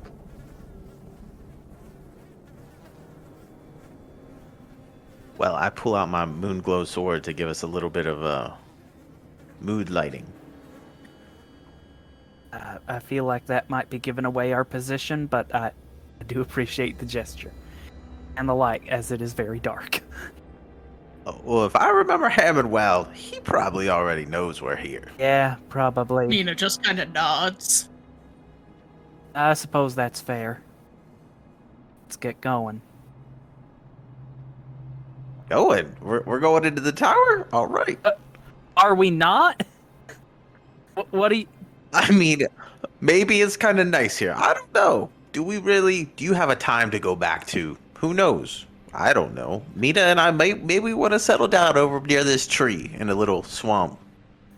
I don't know. Maybe it's for discussion. Mina just kind of like looks at Jonathan.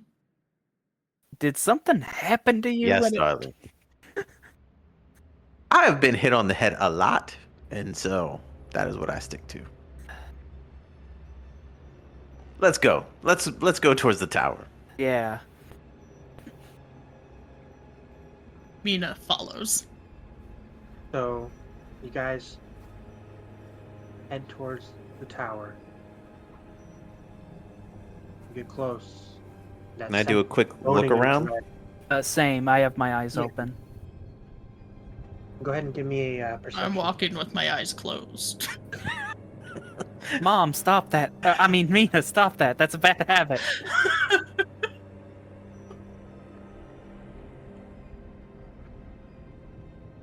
I got 18.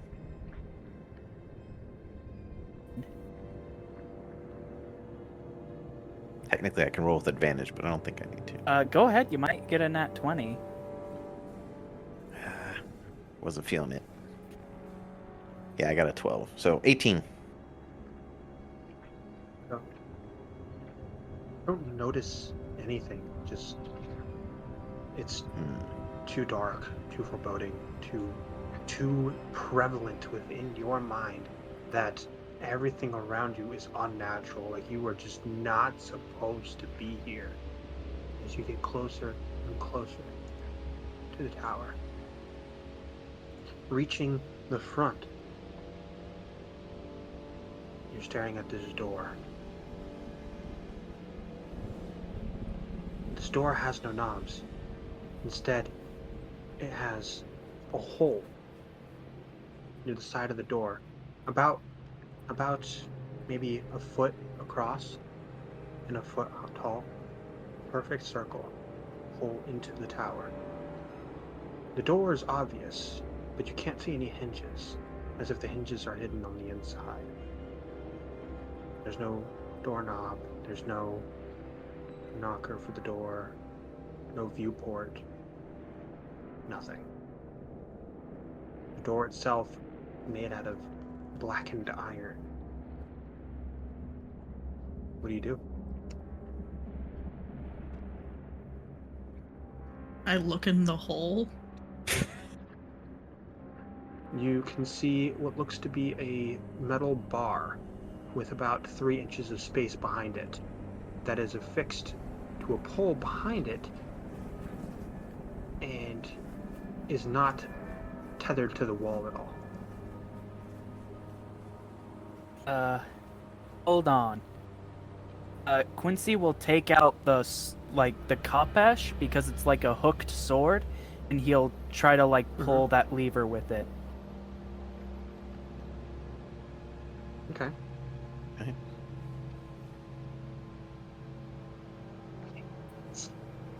I can be used for more than this. Honestly, this is the most useful you'll ever be. and you just can't get into that back spot with the goldfish. Dang it, you can't even be useful for this. Quincy puts it back on his... Mina's gonna, look very confused at this man who is now talking to his sword. It's not my sword, it's a friend's. And I pat Mina and just say, That just makes her even more confused. Not mine, I swear, I'm just holding it for a friend. Same with these drugs. Wait. Oh. Medicinal. Hallucinogen. So, exactly. So, you saw a bar and a pole. You tried to jam a thingy into a hole.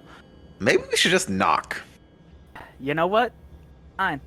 Go ahead and try that, Jonathan. I'm sure the results will be desirable.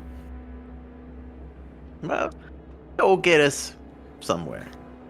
So I'm gonna go up and I'm just gonna pound on it. All right. So I want you to roll me a dexterity saving throw. All right. Yes. With I have a 7, and then I have a 7. Well, I have +2 because I have my aura going on as well. Yes. Yeah, So, so you knock loudly, and a secret port lifts up on the door as a spike comes directly through it and goes right through your head, coming out the back of your skull as you drop to the floor. What? well, well, Mina's Frig? What? Do you have any healing magic? What happened? Mina's just still crouched down, just staring at her dead husband. Just Spike through his head? He, Jonathan over there had, he was the healer between us. Try again. As everything around you gets swirled in green and blue energy, as you guys find yourselves standing outside of the tower once again, all three of you. Alive? Mina's gonna, throw up a little bit from the, Imagery? shock. Just, dead, alive, try again, just go. And then she's gonna look over at Jonathan, wiping her mouth with the back of her hand, and be like, darling. You can actually see an extra streak of gray through Jonathan's hair as he kind of looks over at you, and there's a quizzical look on his face, are you okay? Almost like he's unsure of whatever just happened. Darling, please, come over here. Don't touch the door. Please. Well, okay, but it is direct. I think it's probably just the best way. No, it isn't the best way. Jonathan, Elias, you come over here now. All right, darling. I'll listen to you. I always listen to you. I go That's ahead and a walk lie. over. I get one a day. One a day, darling. I don't know how many days we've been here, so I'm sure I got a couple. Got a few saved up. Mina's gonna reach into the hole and pull the lever with her hand. So as you pull the lever, you feel a blade go severing through your arm. As you pull it out instinctively, as just a bloody stump on your arm starts just spewing blood everywhere. I just need me a Constitution saving throw, please. Fuck! That's why I tried to stick a sword in. I didn't. 15. So you pass out from blood loss, and you hear again as the room is filled once again with green and blue energy. And Mina, this time you're unsure of whatever happened. Jonathan, you're also confused of whatever's going on. Quincy, you're the only one retaining any memory of these Okay. resets, if you will. Don't. As you can now see, your mother has a few more wrinkles on her Okay, face. don't stick your hand in there. That's why I tried to stick the blade in first. That might be trapped. Or it is trapped. Just hold on.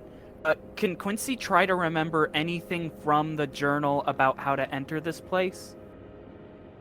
Why don't you go ahead and give me a history check with advantage? Okay. Please, Quincy, your family depends on you.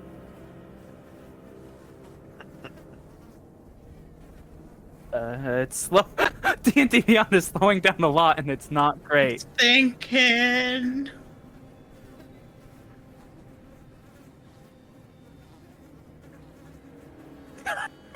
$13.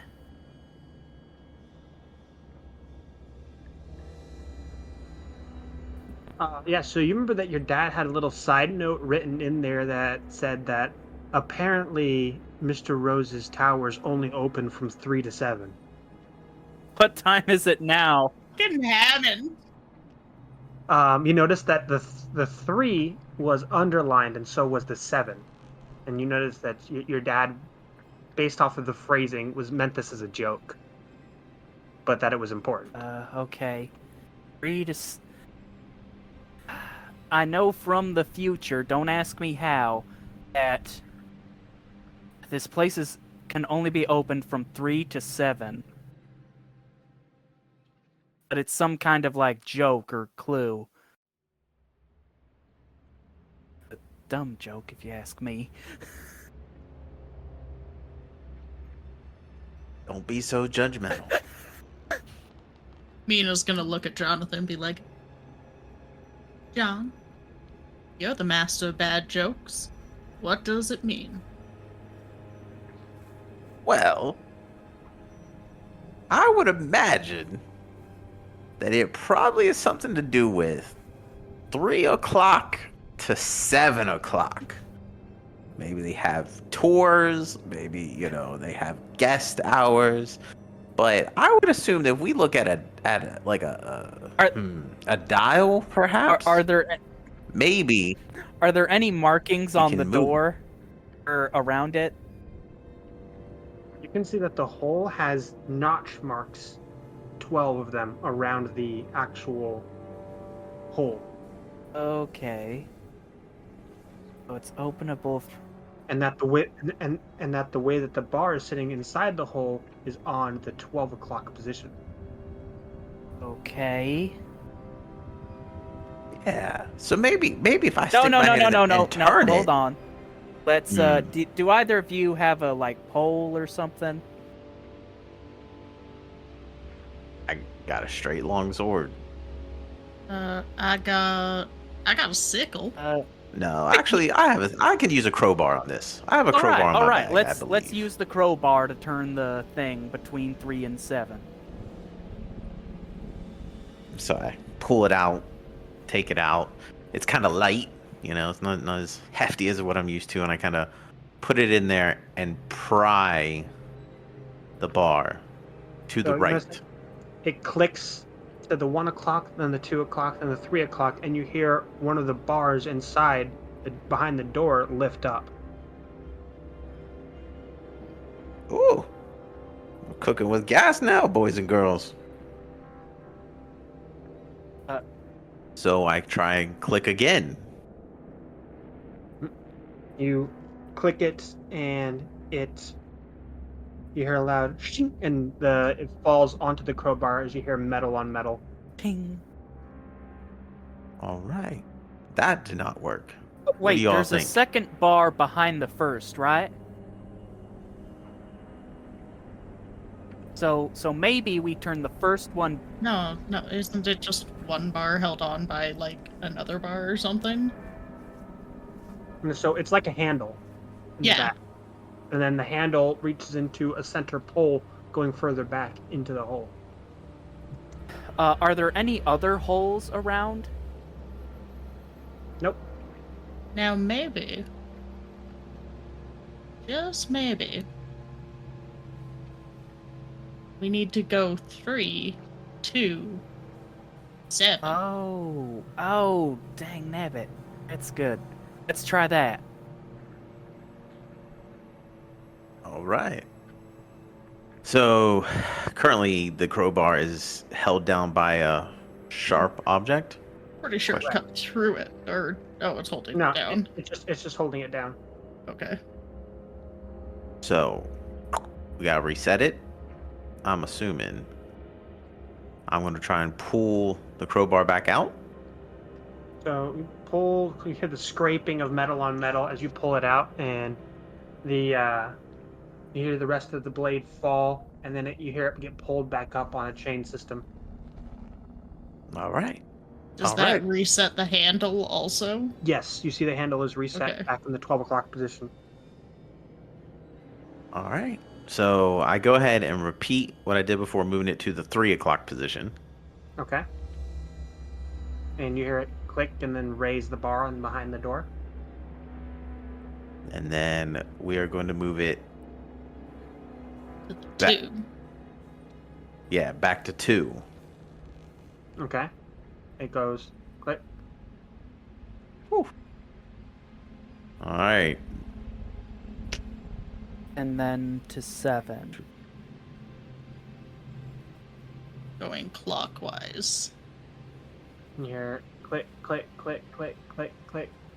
And as it reaches the 7 position, you hear the other bar lift and the door open. Right. All right. I'm so glad you two are smart. Thanks. We had a little help. Good spirits Sure. looking out for us. Yeah. You see the doors now open. You can see inside that there is a spiral staircase leading up. There is a metal, looks to be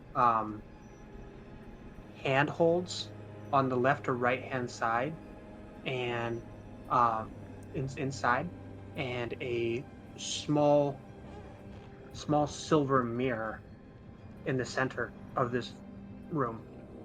Staircase leading up, and then a staircase leading down. What do y'all do? Okay, sorry. So, in this tower, there's a spiral staircase up. Yes. Is it like going along the wall itself? Yeah, or is it along the edge of the wall.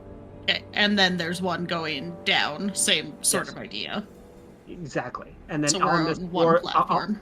on this floor in the room before you, there is a ring on the left side of the wall and a ring on the right side of the wall that look like handholds, and then a small silver mirror in front of that. Right. How far across is this room? The room itself is about 20 feet across, but the handholds are only about 2 feet across from each other.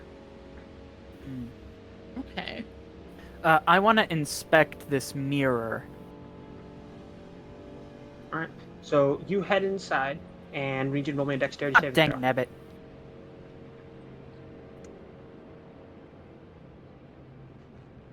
Uh, 16. So as the mirror lifts, a metal spike comes out from behind it, goes right past the left side of your face as you dodge it, and out the door. Yikes. Gotta be sure to remember that one. Mm-hmm. You sure got some quickness in those boots. Yeah, like I said, look, my frame is. I'm not skinny for no reason. Okay, it's a perfect. I just pat him and say it's okay. It's okay. It's a lean muscle. Okay. So the. Okay, so the spike Yeah. whizzed past us. From behind the mirror? Yeah, from behind the mirror. The mirror lifted up out of the way, and the spike went through where the door Oh, was. okay. Okay. So what is this mirror on? The mirror is on the wall itself. Is it? Is it? But the handholds are on the middle of the room. Correct. Well, they're not in the middle. They're on the stone walls nearest the mirror. Okay. Okay. They're just okay. they're just on opposing sides of Okay. each other. Are there okay, are there okay, any cool. notes I remember about this room? Just that this room was really mysterious. There was never any inclination as to what happened in this room, and they just basically kind of like try to get past this room to head further in, and that they headed down to meet Mr. Rose, found his coffin down there, but not him, and they ended up fighting him at the top of the tower. I think we should try heading down first. Well, these things do like the deep, dark fathoms of these types of Yeah, buildings. he's So, a rat. He'll like being underground. can we, before we go and we look at the mirror, and what do we see when we look in the mirror? You don't see anything. No reflection, no nothing. If it weren't for the fact that you could see the shine from it, you would assume that it was just a painting. But you can see the shine, just no Can I- reflection at all. Not even in the room. Can I take the mirror off the thing? No, it's affixed to the wall. Can I do a check on the handholds? Like an investigation of it or something? Sure, make an investigation. I'll give you check. the help action. Thank you. Oof. 19. Nice. You can see that there are runes. You can't make out the language, but there are runes on the handholds. So you mean it's not Minotaur? No, it's not Minotaur. I never knew you could speak Minotaur. Something I picked up as a ranger. Huh. Weirdly specific language choice. And I take a look, make sure it's not abysmal or infernal or anything like that. So you take a look and you can see that it is abyssal. Okay. And that the runes, the one on the left of the mirror says, bound by blood, a door to the others. And the right hand side says, combine our power through the crimson.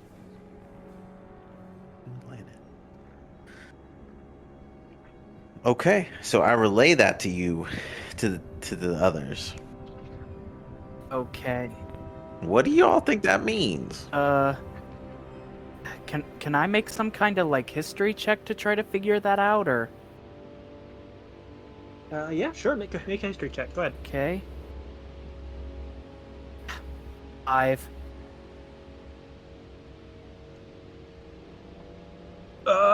You're fairly certain that blood has something important to do with vampires. Yeah. What I know is this like a blood court thing? Potentially. Not too sure. Not too sure. Could be. Could Mina do a history check since she's been a vampire hunter for a little bit now too? Since you gave the help action, no, but Jonathan could. I gave the help action? I gave you? her the help action, but I didn't get the help action on my history check. I just rolled it once. No. Oh, okay, yeah, so then Mina, you can roll, that's fine. I should have helped, but 13. You remember hearing something about a plane of existence called the Crimson that was linked to upper tier vampires and had something to do with their power and their abilities. But nothing much about its nature or about What this specific thing what is. it is exactly. Okay. Well, I might as well go too. Can I give myself guidance? Yeah. I touch my forehead, touch my amulet, and pray I remember something. All right, so 15, and then let me just do the 1d4 real quick.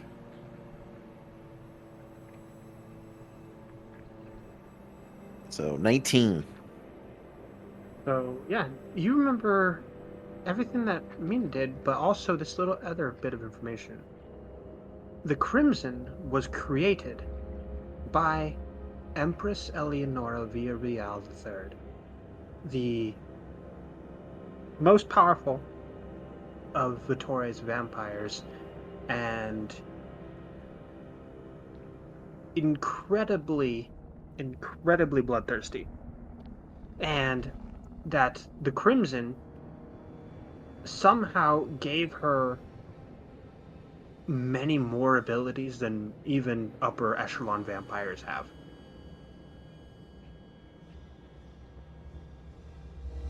All right, y'all. I'm a little bit, believe we may be outgunned here. From what I recall, this is a vampire of the most refined and perhaps deadliest that we could have stumbled upon if she happens to be here and these runes are right. Is Quincy familiar with this vamper? I do know of the Empress. Do I know based on the timeline if this is like a point in time where she has calmed down or not? Where you are right now, yeah, she's calmed down a lot. Where Jonathan and Mina are from, not by a long shot. I was raging back then. This was right around the time of the fall. When you guys were around the time of the fall of Valinor. Right about the time that when she made all the vampires and essentially made the Dark Hills and this Dark Tower. Yeah. Great. Yeah. I don't think we necessarily have to contend with her based on what I know.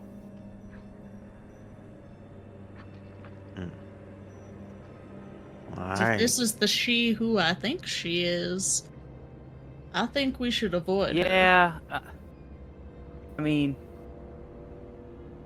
I can't go into specifics, but honestly, I think she's more sad now than anything. I got a joke for that. Let's go find her. Well, let's not. Let's focus on Mr. Hammond for a second.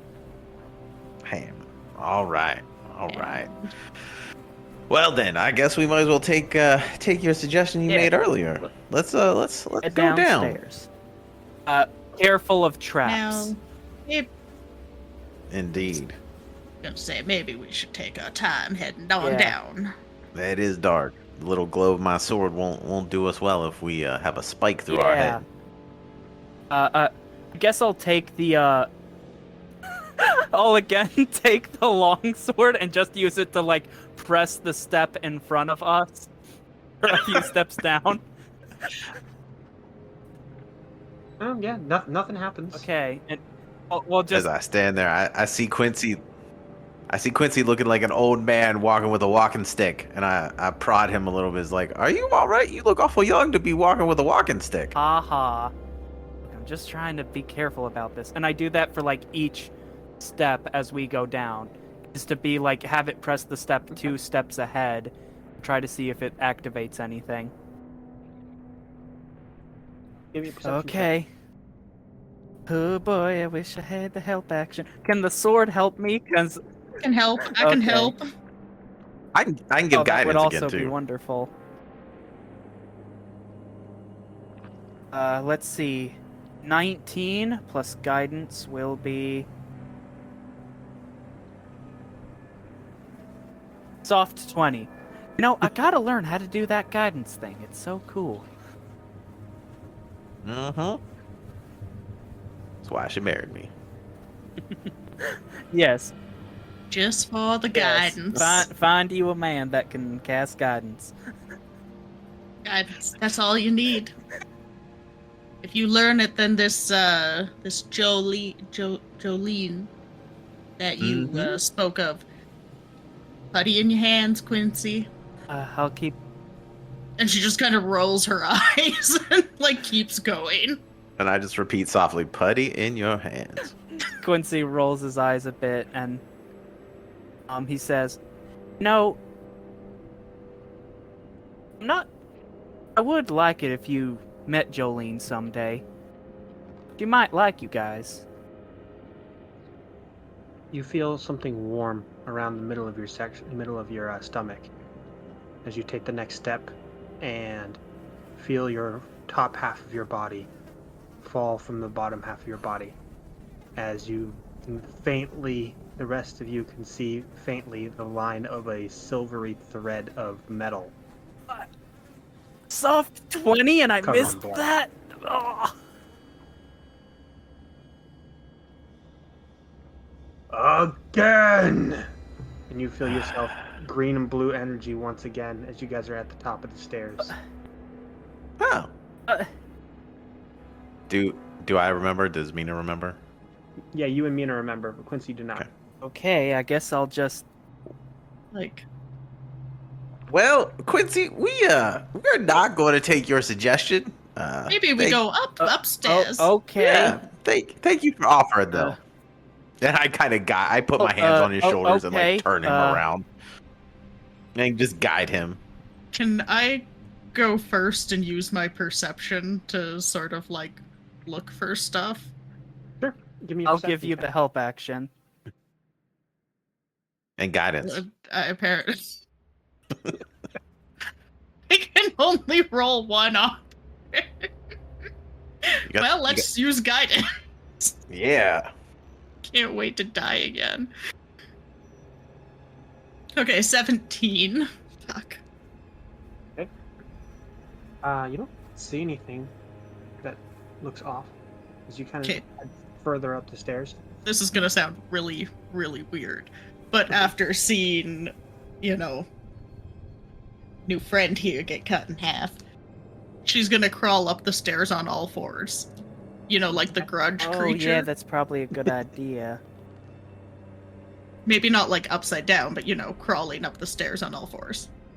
So yeah, you head further up and you get to the top of the tower itself, and as you're kind of coming up, you can see through the cracks of the trap door, and you can see a set of furry paws that are standing near the edge of the tower, and no, perhaps? you also can hear the sounds of 3 grunting people. Ew. And you hear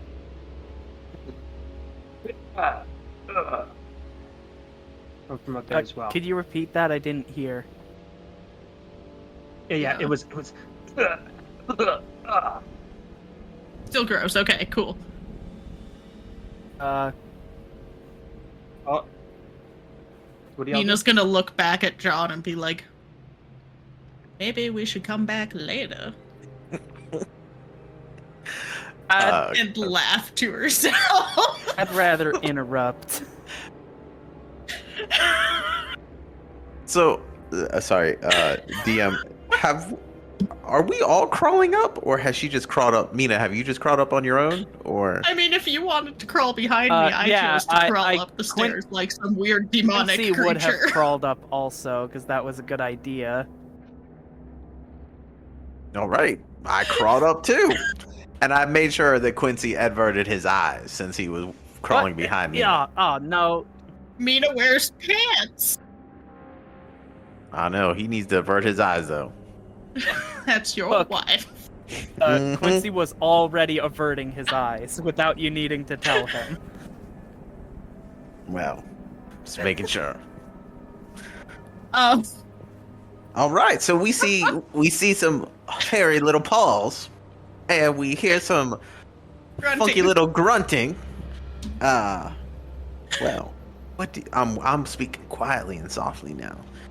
What all would you want to do? Should we continue to crawl our way in? Forgive me. I Sorry. think we politely burst open the door and then shoot him in the head. All right. That sounds like a plan that I can get behind. Does that sound good to you? Hold on. Yeah, hold on. I just I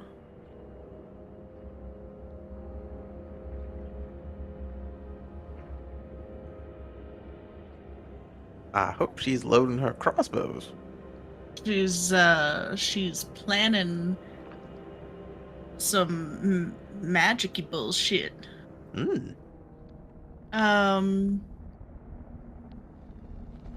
Can I now? I guess it would be, can I prepare this for the conjure barrage? Yeah, you can do that. Because I'm just trying to see, because it's casting on self, but it's instantaneous, so I can't cast it on myself and then use my action and bonus action in. Correct. You can't cast a spell and use an action in the same turn. Okay. Unless the spell itself is a bonus action spell. Okay, then actually, hold on. Then I think since I'm in the front, and who knows how my rolling will go, I'm actually going to.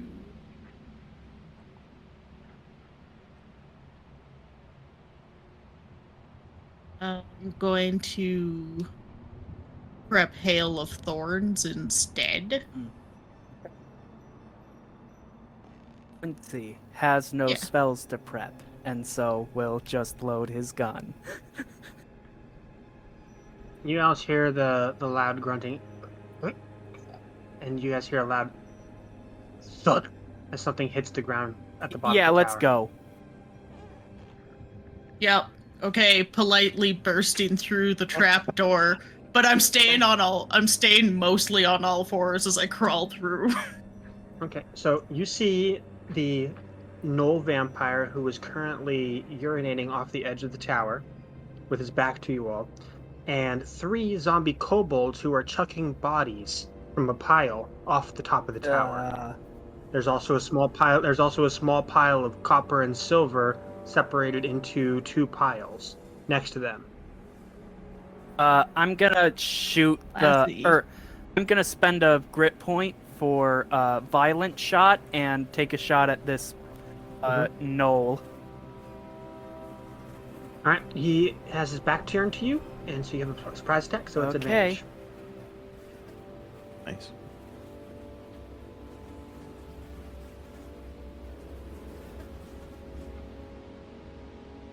$23. Nice. Does that hit?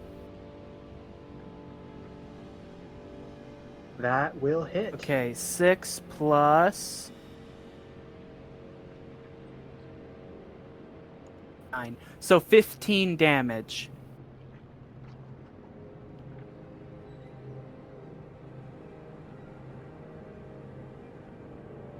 Yeah.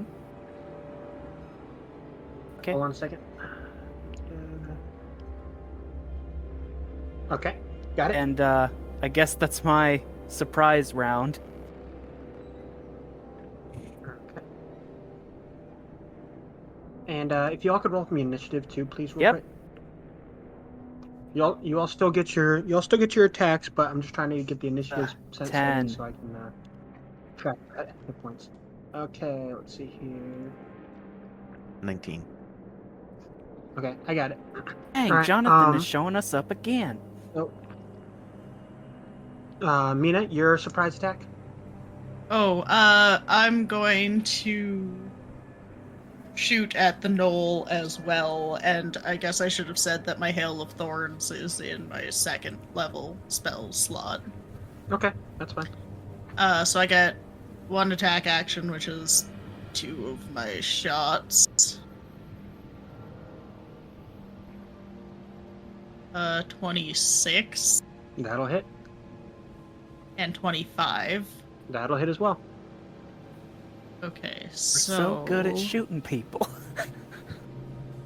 I'm so good at shooting people.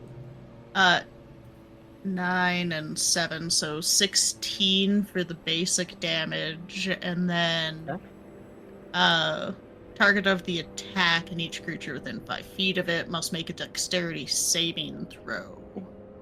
All right. There's no creature within 5 feet of it, but he has to make a dexterity saving throw. That is going to be a total of 13. Nope, needed 15. Beauty. So he's gonna take 2d10 piercing yikes. damage. Ooh. That's a good damage. Mm-hmm. Oh, does it scale up with your That's what the 2 is. It's okay. 1, 2, whatever spell slot. So he takes 19 more damage on top of the 16. Okay.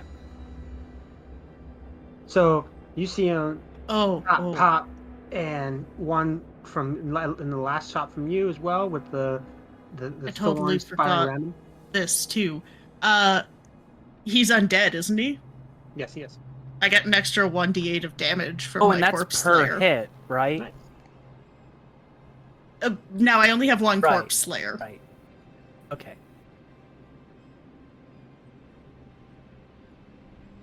So, Okay, you know, so- just so yeah. because I am having a lot of fun rolling dice, he's going to take an extra 2 Nice. damage. Awesome. He also has disadvantage on saving throws against effects that turn undead. You see him trying to turn around quickly as he's getting shot in the back like crazy, and him still peeing as he does. It's just sprays Oh. you all with Gosh, it. gross. Gross, no. And I'm at a Jonathan, that's low your attack. level. So, can I cover the ground between us and him before he turns his back? You can try. All right, because I would like to stab You'll him. be running into the stream, but yeah, you could do that. Hey, that's fine. That's fine. I've been there before. Trust Oh me. gosh. So. Hey.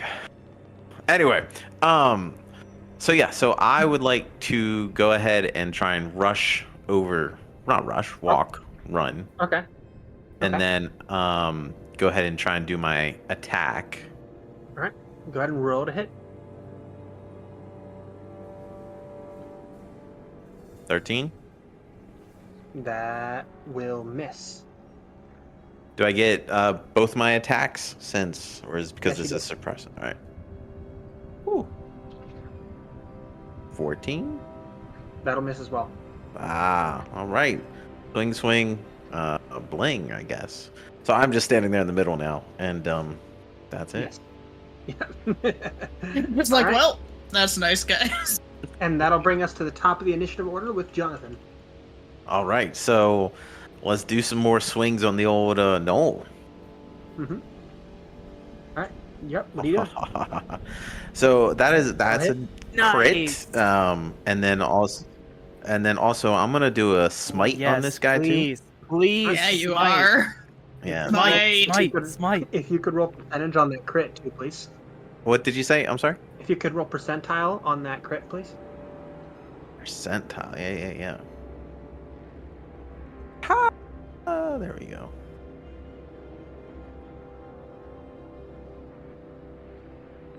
43. Okay. And go ahead and roll the damage total. Yep. All right, so let me get that guy What's in. with the percentile rolling? You'll see. I guess we'll see. So there's 4, and then I get from my smite. Hold on, I think it's 2d6 or 2d8 per spell level, and an additional d8 because he's undead. And all of that is doubled. Right. Yes. Did you roll double dice for your sword, or just the one? I just did one attack so Right, far. but if you crit, it doubles the dice, right? Isn't it? No, that's why I asked for the percentile. Oh, Right. you do that differently? Yeah. Oh, okay. I do. And now we know. right. Yeah. So, Sorry. with that crit and the damage, so you land that hit with a 43%. That's going to be doubled in this instance. So Mhm. double damage on everything. And on top of that, there is now a beam of radiance taking up that position that he is now in, as you have carved a hole through the darkness, a blinding light coming from the sky and filling that entire spot. Oh. There we go. And then Noted. let me do my 1, 2, 3, 4. Yeah. If you're doing it at second level. Nah, I'm just doing first level. I don't want to. We still got a big guy to fight, so. Then it would be 3d8. Oh, instead of 4? Okay. Because I thought I was doubling it, right? Well, you get an additional d8 because he's undead.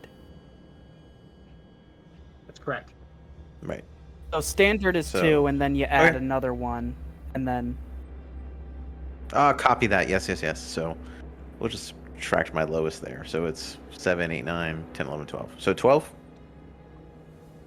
All right. So yeah, you fill that whole spot with radiance. The pillar reaching all the way to the sky, tearing a hole through the darkness and through the clouds, bringing light to this tower as the entire body of this no vampire is burned to ash. Light issuing from every single pore of his skin as he is incinerated into Oh, dust. we needed his body, didn't we? We still got the ashes. She didn't say how she wanted the Fair body. enough. Condensed. Condensed. Mhm. And dense. Just add No, water. then. We're- Wait, we're- no, that'll kill him. Here for efficiency. Yeah, exactly. It's not gremlins. Or is it? Hmm. So Okay. They're still zombies, guys. that brings us to Mina. You're up. I'm gonna look over at the zombies. How They many are there? they're- You said 2 there or are- 3. There are 3 kobold vampire spawn. Sorry, kobold vampire spawn. Mhm.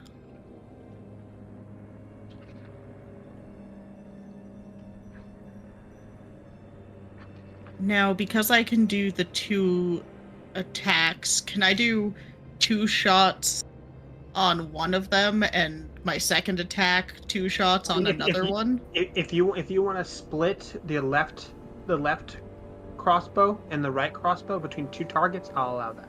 Okay, yes, I would like to do that. Okay. So Corpse Slayer is in my right. God, that sounds so badass. For sure. 23 and nat 20 to make Nice. 30 All right. Nice. Go ahead and roll me damage on that. 23. on that one kobold. That one's oops. Why am I rolling 2 dice? 'Cause, What am I doing Normally, here? D&D Beyond like automatically does the like crit damage. Oh well, it was a 4. Okay. And, So, but it's 4 plus 4, so 8. okay. And then roll me percentage for the crit. 63. Okay. So as you fire the Oh The wait, my second one. D8. go ahead and roll damage on that second attack. On the second attack? Oh, right. It's a 6, and then because I hit him twice with Corpse Slayer, do I get 2 D8s as well? That's correct. Yes. That's so exciting. So beautiful. That's We another love to 8 see it. damage. Okay. All right. And as you fire it, there's a small flicker of green and blue energy, and you hear, "I like you." And the entire crossbow bolt that you fired shifts backwards back into your crossbow with it loaded again, as you can pull the trigger once more. Once more? Mm-hmm. Is that kobold still alive? Yes. Okay, well, once more with feeling. Time 27? time itself That'll likes you enough to give you another crossbow. Bolt. 5, and the Corpse Slayer damage is 8, so another 13 damage. And you see that you've fired 1, 2, 3 crossbow bolts directly into the head of this vampire kobold as it knocks back, grabs its face, and you shoot it through its hands back into the face again as it tips off the edge of the tower and plummets. Love it. And then with my left hand, I'm just gonna go pew pew at his buddy. All right, roll to hit. With my hand of warning. 12 might not hit. That will miss. And 26. That'll hit. It's a roller coaster here, guys. That one I get 5 damage. Okay. Look, I'm not left-handed, okay? I am, weirdly enough.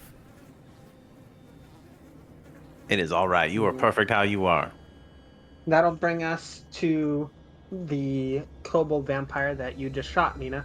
As he goes, and he starts moving straight towards you, Okay. Quincy, since you were the closest to him. I shot him and he's like, man, fuck this guy. Yeah, basically. And he is going to...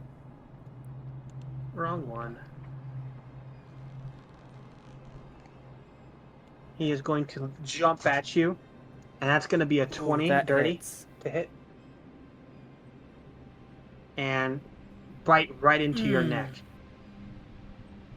And that is going to be 6 piercing. Okay.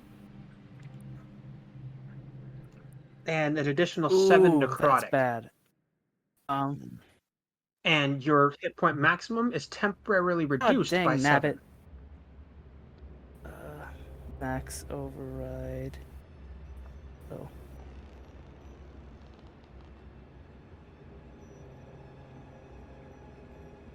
The 26 right now.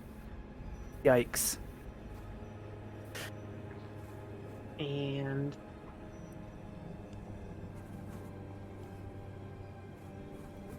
you can see that he is the only kobold vampire spawn left. There originally were 3 up here, and you know you shot one off, but for some reason that other one is gone. You didn't even see him leave. And it is now your turn, Quincy, after being bitten I'm by gonna this shoot this one in the head. Okay, roll to hit. 22. Okay. 6 damage. Nothing fancy on this shot. That'll hit, and that'll do its damage. And that's the end of my turn, I guess. Don't have extra attack normally. I have to action surge. Jonathan, you're up. That sounded almost salty. No, I'm just so low level. So, Quincy and this, ghoulish fella is near the steps we just came up? Correct. So he is not near a ledge or anything like that? No. Alright.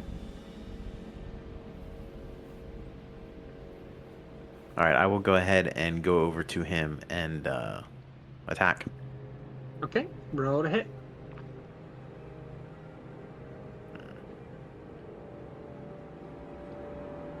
So 8 and 19. The 19 will hit, the 8 will miss. Okay. I'm going to do a normal hit on this one.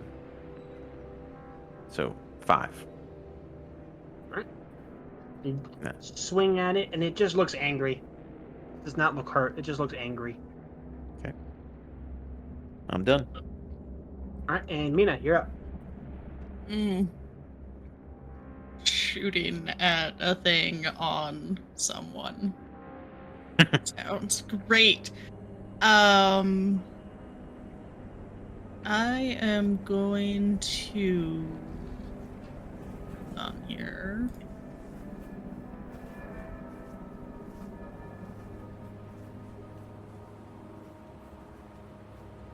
I am going to. Is it really worth it? Maybe.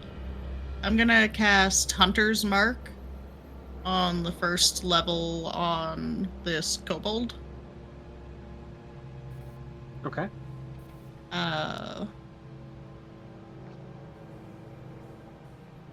And then I'm going to take just my action to shoot at it twice. Well, Alright, one from each roll. hand. All right, roll to hit. Dirty 20 and an 18. Those will both hit. Wonderful.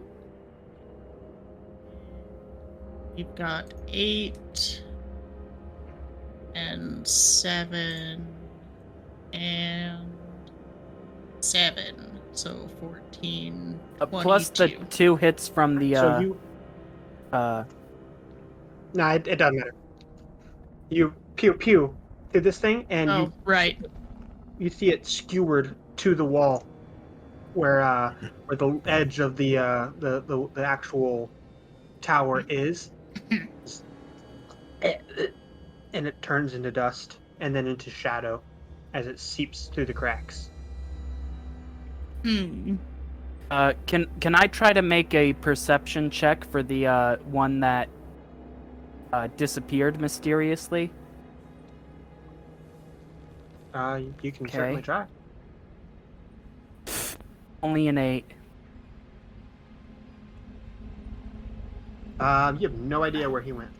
Guys, we need to stay sharp. There's another one missing. I'm gonna do as well. Quick. Oh wait, you glance have around. divine sense, don't you? You hear the sound of wood hitting stone from the stairway. I guess we look down the stairway. Yeah. And you see Mr. Rose walking calmly up the stairs using his cane. Well. I politely shut the door. Trap door. Like, Yep. Go ahead and shut it. closes the trap door. Well. I don't want to hear this. Well, guys, I think we bought us about 2 seconds. Think quick. And there's just a scurry of rats from underneath the actual trapdoor as they coalesce back into a humanoid body on top of the tower with you all. More about 1 second. Well, sorry I didn't see you there, sir. If it isn't Hammond. As I tried to mimic him. He snaps his fingers and the actual trapdoor disappears. And you're just standing on top of this tower with him. Now, Jonathan, Nina, good to see you all again. Tell me, how what was his name? Arthur, was it? You know, the gentleman you brought with you last time. Did he ever get that removal of his heart fixed? Well, I hate to break it to you, because I know you were mighty keen on him. But no. His heart is still somewhere else.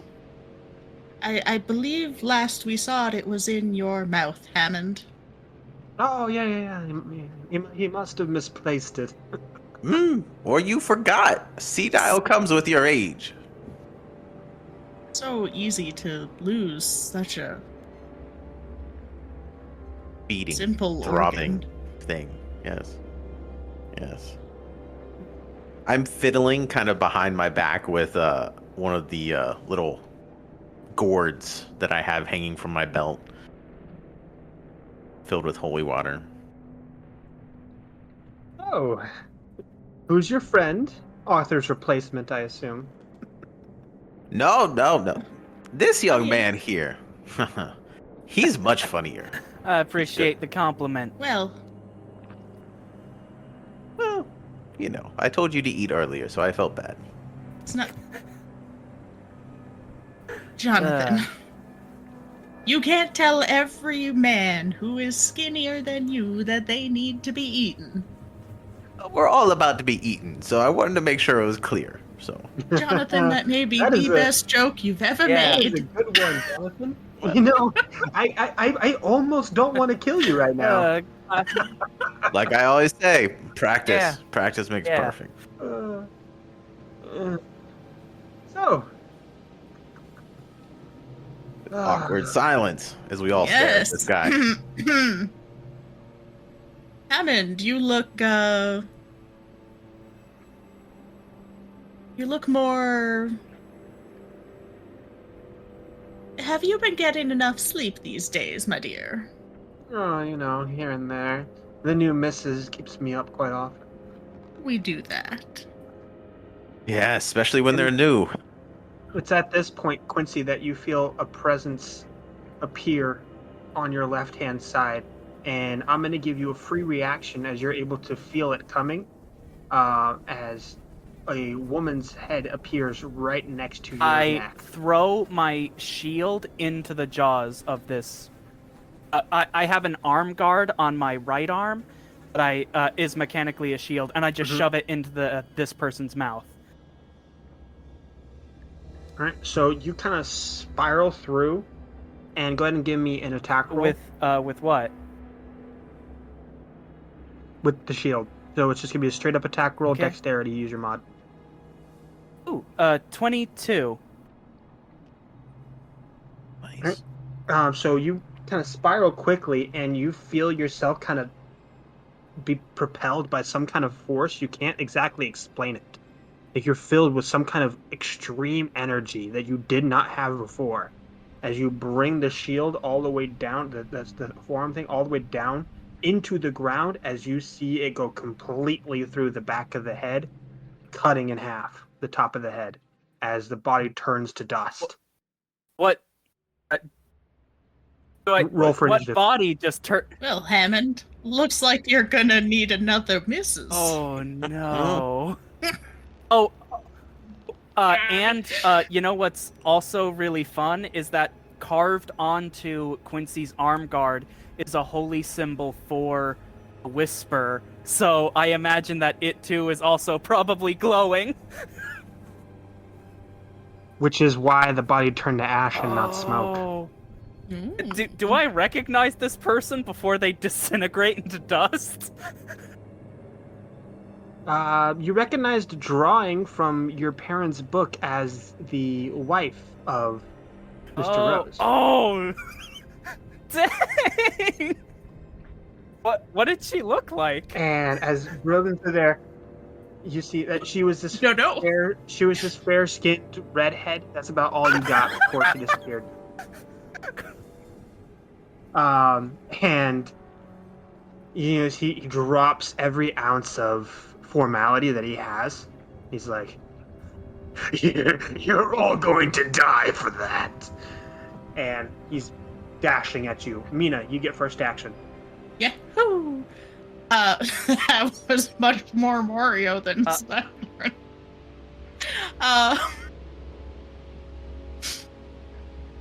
I am going to...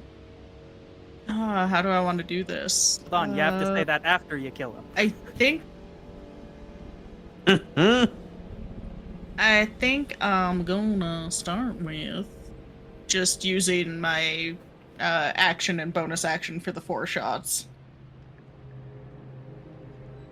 Okay. So we've got 17, 13, 23, and 26.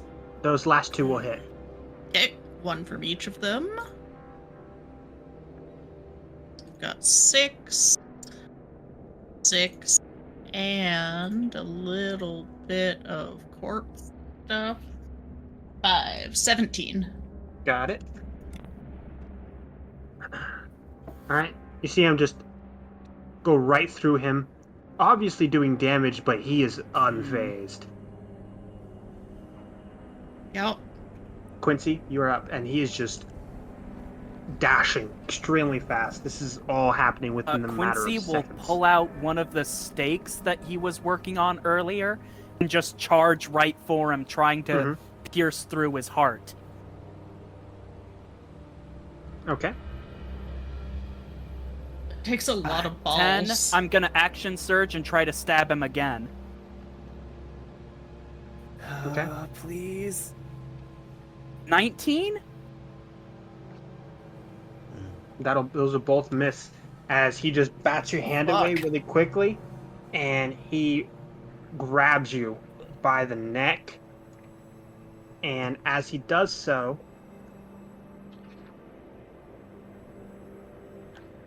let's see, that is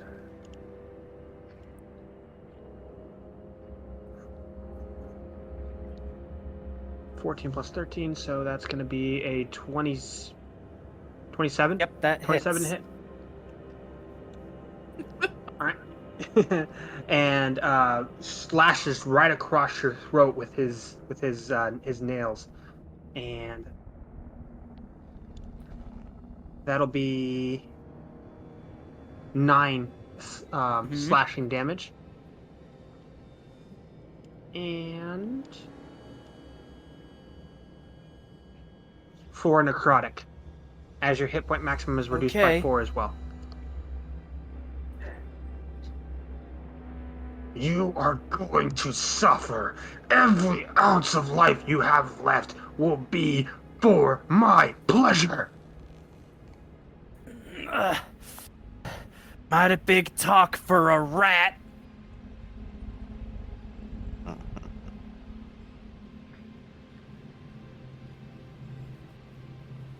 And with that, he is going to chuck you Oh no! at Mina. Is there any way that I can You try can make and a dodge saving it? throw. Yeah. A what? You can make a dexterity savings throw. Love it. And that'll be a 15 to hit. So yeah, you dodge out of the way as Quincy hits his back up against the edge of the wall. I pretty much just like cartwheeled out of the way. I was like, man, screw this. And Quincy, you're going to take a total of 5 bludgeoning damage from that hit. Nope, Maybe I should have tried to I'm catch good him. at As 2 hit he- points. He uses his last thing to dash towards you and try to land one more bite on you. Did he run past me though? Because I have Sentinel. Yes, you will have Sentinel, so you have an attack on that, All right, let's Help try and me, get an Dad. attack on him. and that'll be 20, 30, 20. that'll miss. Misses. I get both my attacks. Yes, 17. that'll miss. So that's a 26 That to hit on you, hits. Quincy. All right, and with that bite, that is 3 piercing, I'm down. and then this is just extra then. This is just for kicks. That is 49. 49 necrotic? Holy fuck. As he bites into your neck and chucks you off the edge of the tower, as everything is rewound again. Oh, I grow tired of this again. And you find yourselves staring at him. Your jokes make me not want to kill you as much this time. Am I back to the health I Well. was? Geez, Yes, now you I are. have to- Yep. Redo it. So, Hamish, Mr. Rose. We'll call you Hammond Mr. is Rose. probably more appropriate. It's think I not like Mr. Hamish, Rose. dear. It's got a nice ring to it. Yes, I prefer Hamish. However, I would like to know, what do you want? Because you seem to be running us through again and again. Are you bored? I'm sorry. I'm doing what? Never mind. You clearly don't know. I don't think You could we fill a really library know with either. what this Don't idiot know doesn't what, know. Jonathan? But That would take a long time. What would you know to put in the I was books? talking about Mr. That's Hammond here. You see Mr. Rose kind of look up real quick. Oh, 1 second, the wife needs something. I'll be right back with you guys. And he Oh, disappears come on! into his puff of What? smoke. See, that's what I need. I need telepathy But to where- talk to you, John. There's I'm just saying, my bad jokes just saved our lives. So a little bit of gratitude I would be believe appreciated. it was the wife that just I saved checked us. for the trap door. Is it still there? Dang nabbit. It is not. How far from the top of the tower to the bottom? About 100 feet. Let's see. I got 50 feet of rope. Learn your lesson. What? Hmm. Now I'm just even more confused about what's gonna happen. Did all Yeah. y'all hear that? I'm continuing to eye Quincy. What do I? What's going on?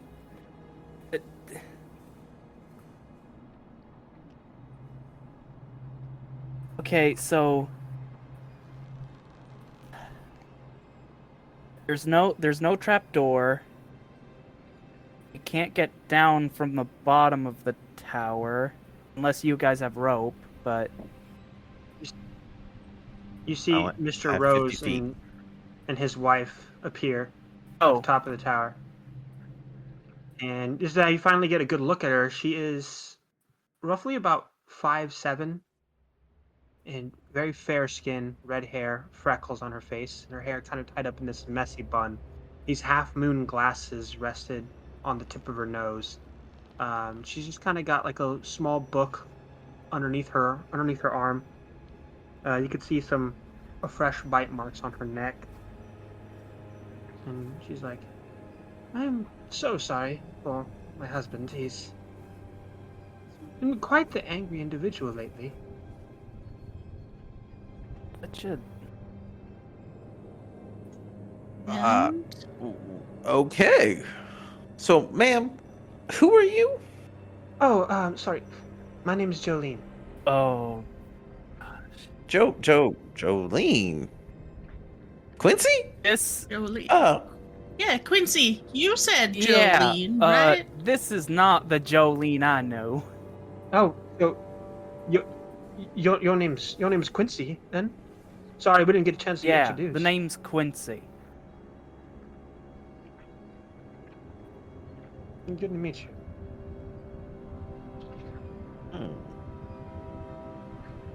well, yes, please go ahead. This is so silly. You see, my wife's made a point that a lot of my ways are archaic, and so I've been thinking about turning over a new leaf. Have you? You know, Do you maybe do you want some leaves? That's Quincy, not you have what some he leaves, right? means, but It may help though. what is going? Can Quincy make some kind of insight check to try to figure out what's going on?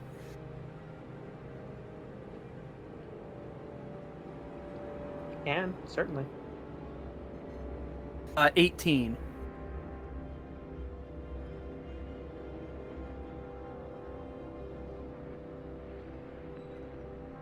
You're fairly certain that you're seeing something of what Mr. Rose could have been. As you're sitting there, you hear, I will have no more of these filth filling my domain. and your hand instinctively What? draws your gun, and What? wisdom saving throw, Quincy.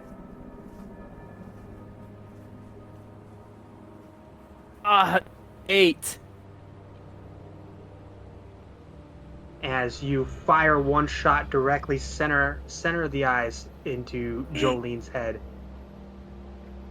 and another one. Go Oh ahead and no! wisdom saving Oh throw again. gosh! Why?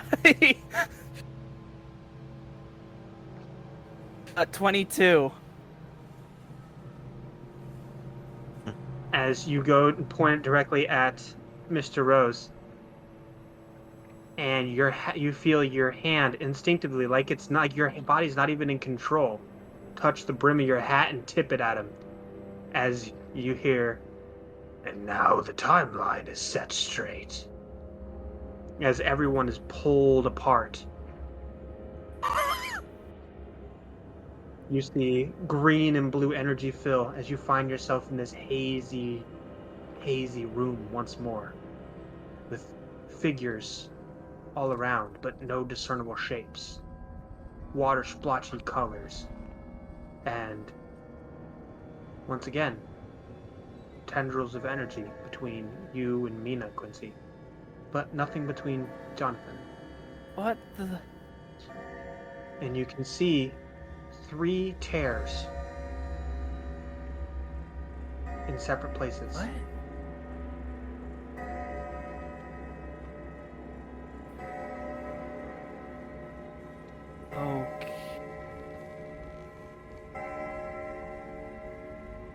Okay. I didn't. Quincy, what did you I didn't do? mean to do that. The noble. She. The noble? Raises an eyebrow. She possessed me. She made me. I mean, that's the only. How do you She know said. it was the noble? She said, "I'm tired of this filth infesting my land." Spokestop used to be the noble's domain, but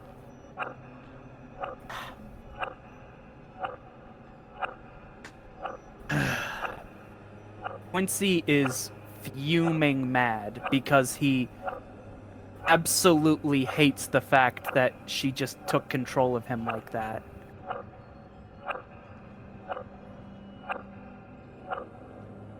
Well, Quincy, you do look rather upset. However, what just happened, I think, saved us from whatever was happening. Mina So- nods.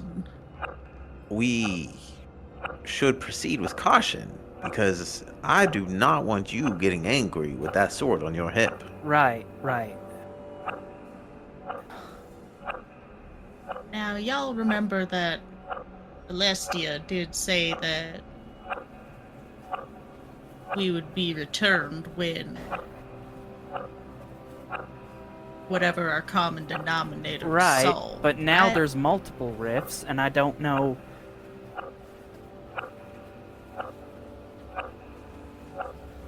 But didn't she also give us a pretty little blue bauble of some sort? It teleport us back to her. If... Yeah. We were in trouble. The truth will set things right. Okay, who the? You are safe from the consequences. But now is the time to speak the truth. Who is that? Who are you? What truth do you need spoken? From out of the haze comes a set of eyes, each massive, maybe 300-400 foot across. Just one eye. Better be And the really other far one. away. And you see this thing looking down from above you. This is my domain. Or Jormungandr, aren't you? That is correct. Ifrin's gonna be so jealous. So what truth do you need spoken? Each of you 3 are tied by a common denominator, but not the one that you thought. Oh, so we did all that for nothing? You set right the timeline. Your dalliance through the time stream has already happened, and had already happened, and was meant to happen. The truth is, each one of you are tied to each other. You are all each other's common denominator. And until the conversation that was meant to be had and never did happens, nothing will be set right. You know of what I am speaking, Quincy. Hear out. It may seem trivial to you here now, but until you rectify this situation, I am afraid you will remain in the wrong timelines. Jonathan and Mina are already set to head back to the place that you just left because they cannot go back to their timeline. So everyone was just warning me that I wasn't supposed to do that. Why don't you time people make up your mind? Which is why they cannot go back to their timeline now. Mina, Jonathan, a full name is Quincy H. Elias. Quincy Harker Elias, okay? I'm your son. In the future.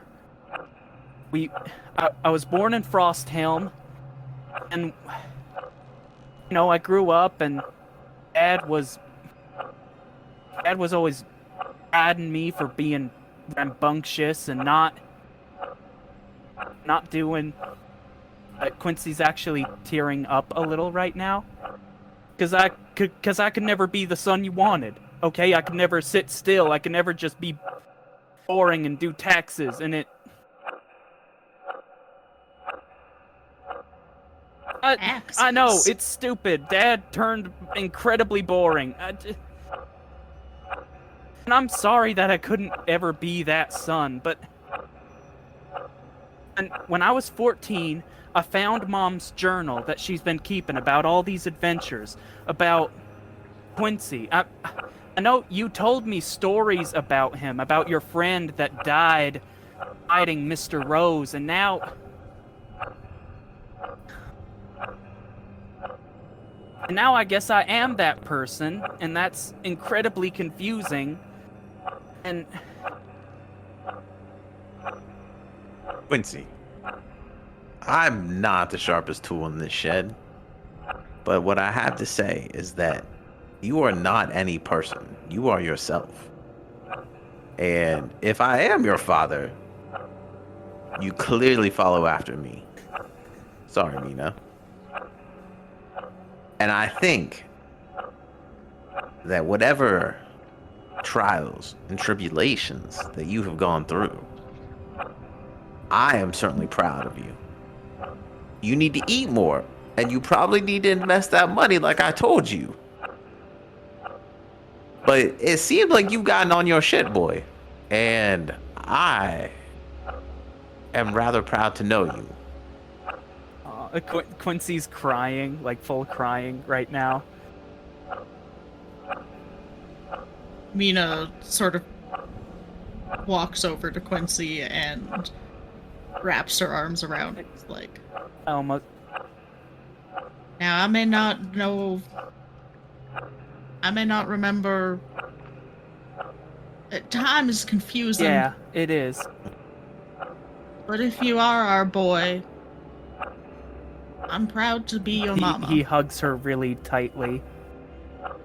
She just holds on until he is ready to let go. He stays there for like another minute and then pulls away slightly to say, you keep...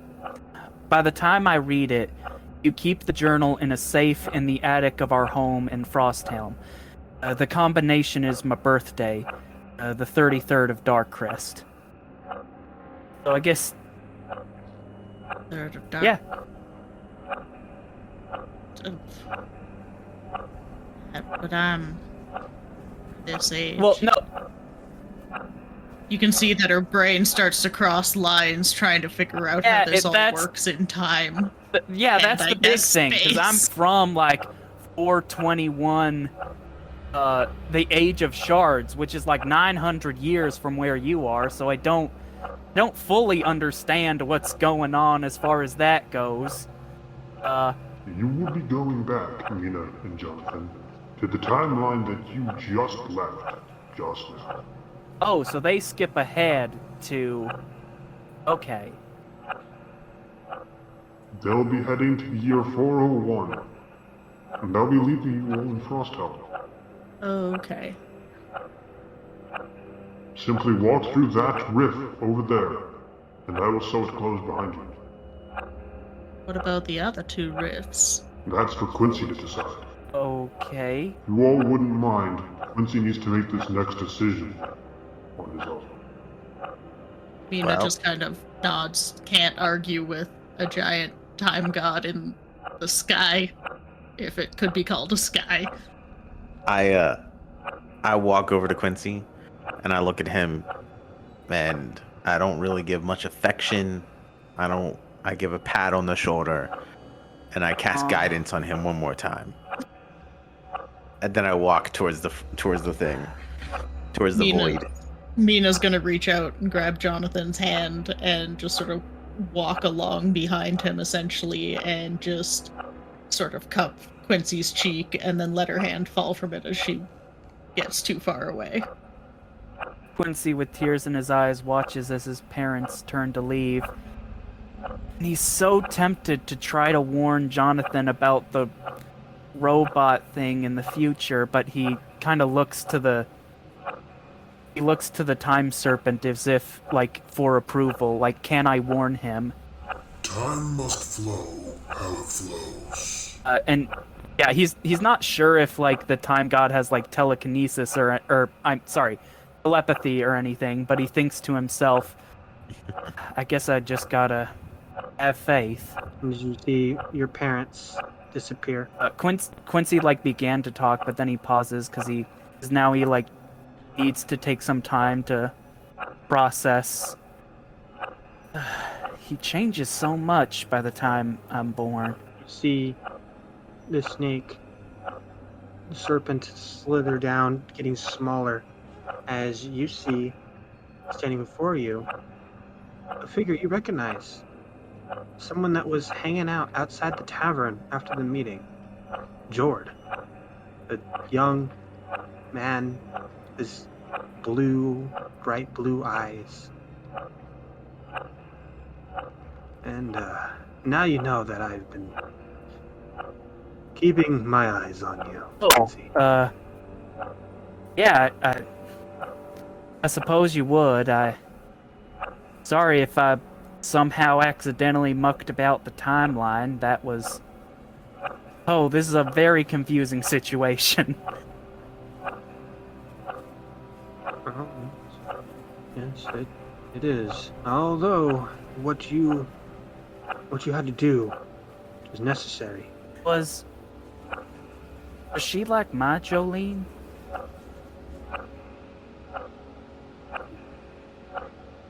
No. She fostered an intelligence in Mr. Rose. An intelligence that grew into a dark intelligence.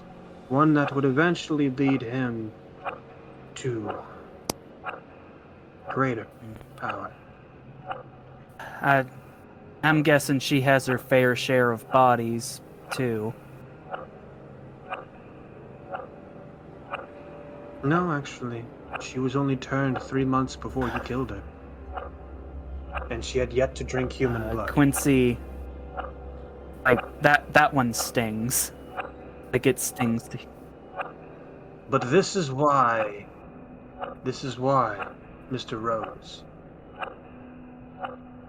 This is why he has such a hatred for you. And why he instilled the name Jolene on the woman he put in your life. That one still confuses me. I mean, how would he... Never mind. It's so... So, I offer you this choice, Quincy, because, as ironic as it is, you do not have all the time in the world. Over there, as he points to one of the rifts, you will find answers to questions you have. But they will not be good answers. And over there, as he points at the second rift, you will rejoin your friends. Not a moment too late after you left. You do not have to see the answers, but you can. If I do, does that preclude me returning to my friends? No, it does not. I would merely open it up as a viewport for you to be able to see. I just recently had a pretty big choice taken away from me. I need to know. Even if it hurts. And he walks towards the viewing portal.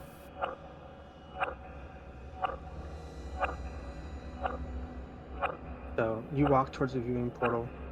Jormungandr, aka Jord, pulls his hand over it, and you see your father standing over a grave. You don't recognize the graveyard, but you can see the etching on the stone. It says Mina Elias.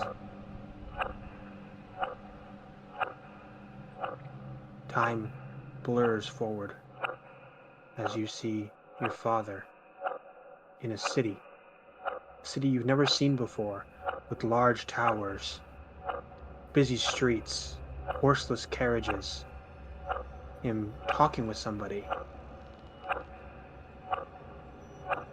and you, small, maybe 2 years old, right next to him.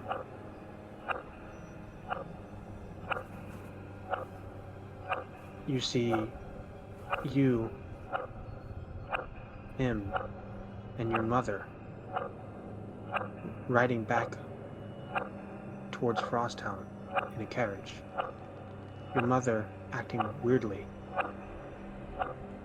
cold, emotionless.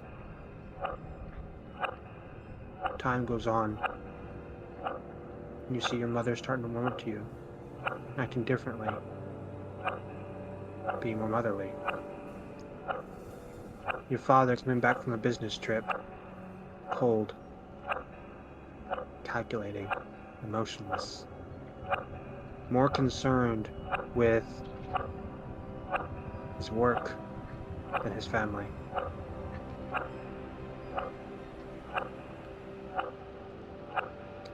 You see yourself, maybe 7, 8 years old, the couple of crossbows you found in the attic, jumping off of furniture, doing somersaults, shooting at the walls that have paper targets of vampires up on them.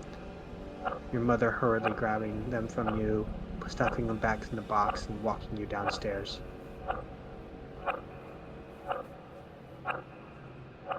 As it fast forwards again to you leaving home, walking away as your mother sits there on the front steps. You seeing her face for the first time because you never got to see it when you left the first time. You were more concerned about what was ahead of you than what was behind you. As you can see tears in your mother's eyes, or crying for being left. Your father nowhere to be seen. And you feel yourself pull out of the vision. Back in the timescape.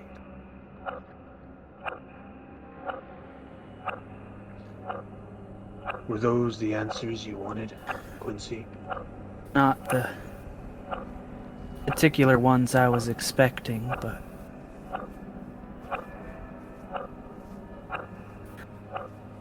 yeah. I'll be able to help my friends with this information.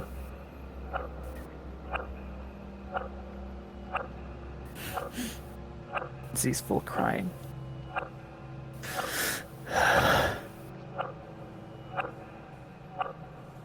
did you to have one full day with both your parents.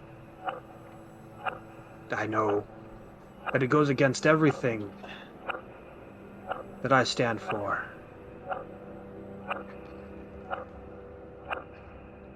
But the timeline can handle a little bit of strain so that you might know a day of family. Why would you do all that just for me? I'm no one special.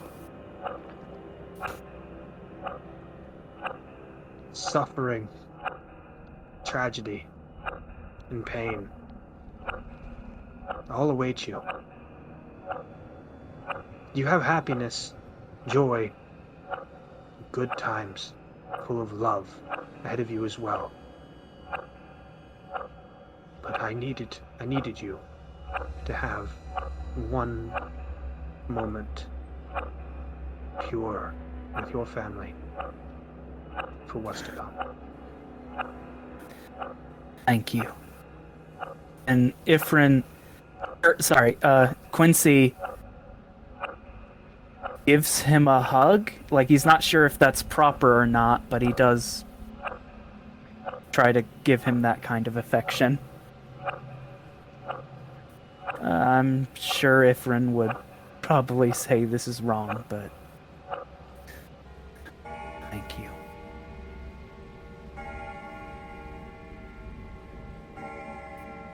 Now go. Right. Your friends need you. And Quincy kind of wipes the tears from his eyes, runs and jumps into the portal. And you reappear right there amongst all your friends, about 5 years older from the time that you left. Everyone kind of looks at you. What do you say? Oh boy, it's been a long time since I've been here. Howdy, y'all. Hey everybody, this is DM here. I hope you all liked Flavored Enemy Legacies Rose for a Funeral. If you did, all you gotta do to check out the next bit, which is going to be with a new DM featuring new players from across the D&D community, as well as all the next ones after that. Self-encapsulated one-shots, all set within the world of Vitore. All you gotta do is sign up for our Patreon, which is a $3 a month minimum that helps go to running Flavored Enemy. So all you gotta do is sign up for that over at patreon.com/flavored enemy, and you'll get access to Flavored Enemy Legacies, as well as a bunch of other benefits available strictly for our Patreons. So thank you, good night, and we'll be seeing you when we figure out about circles. Circles, people. It's all about the circles.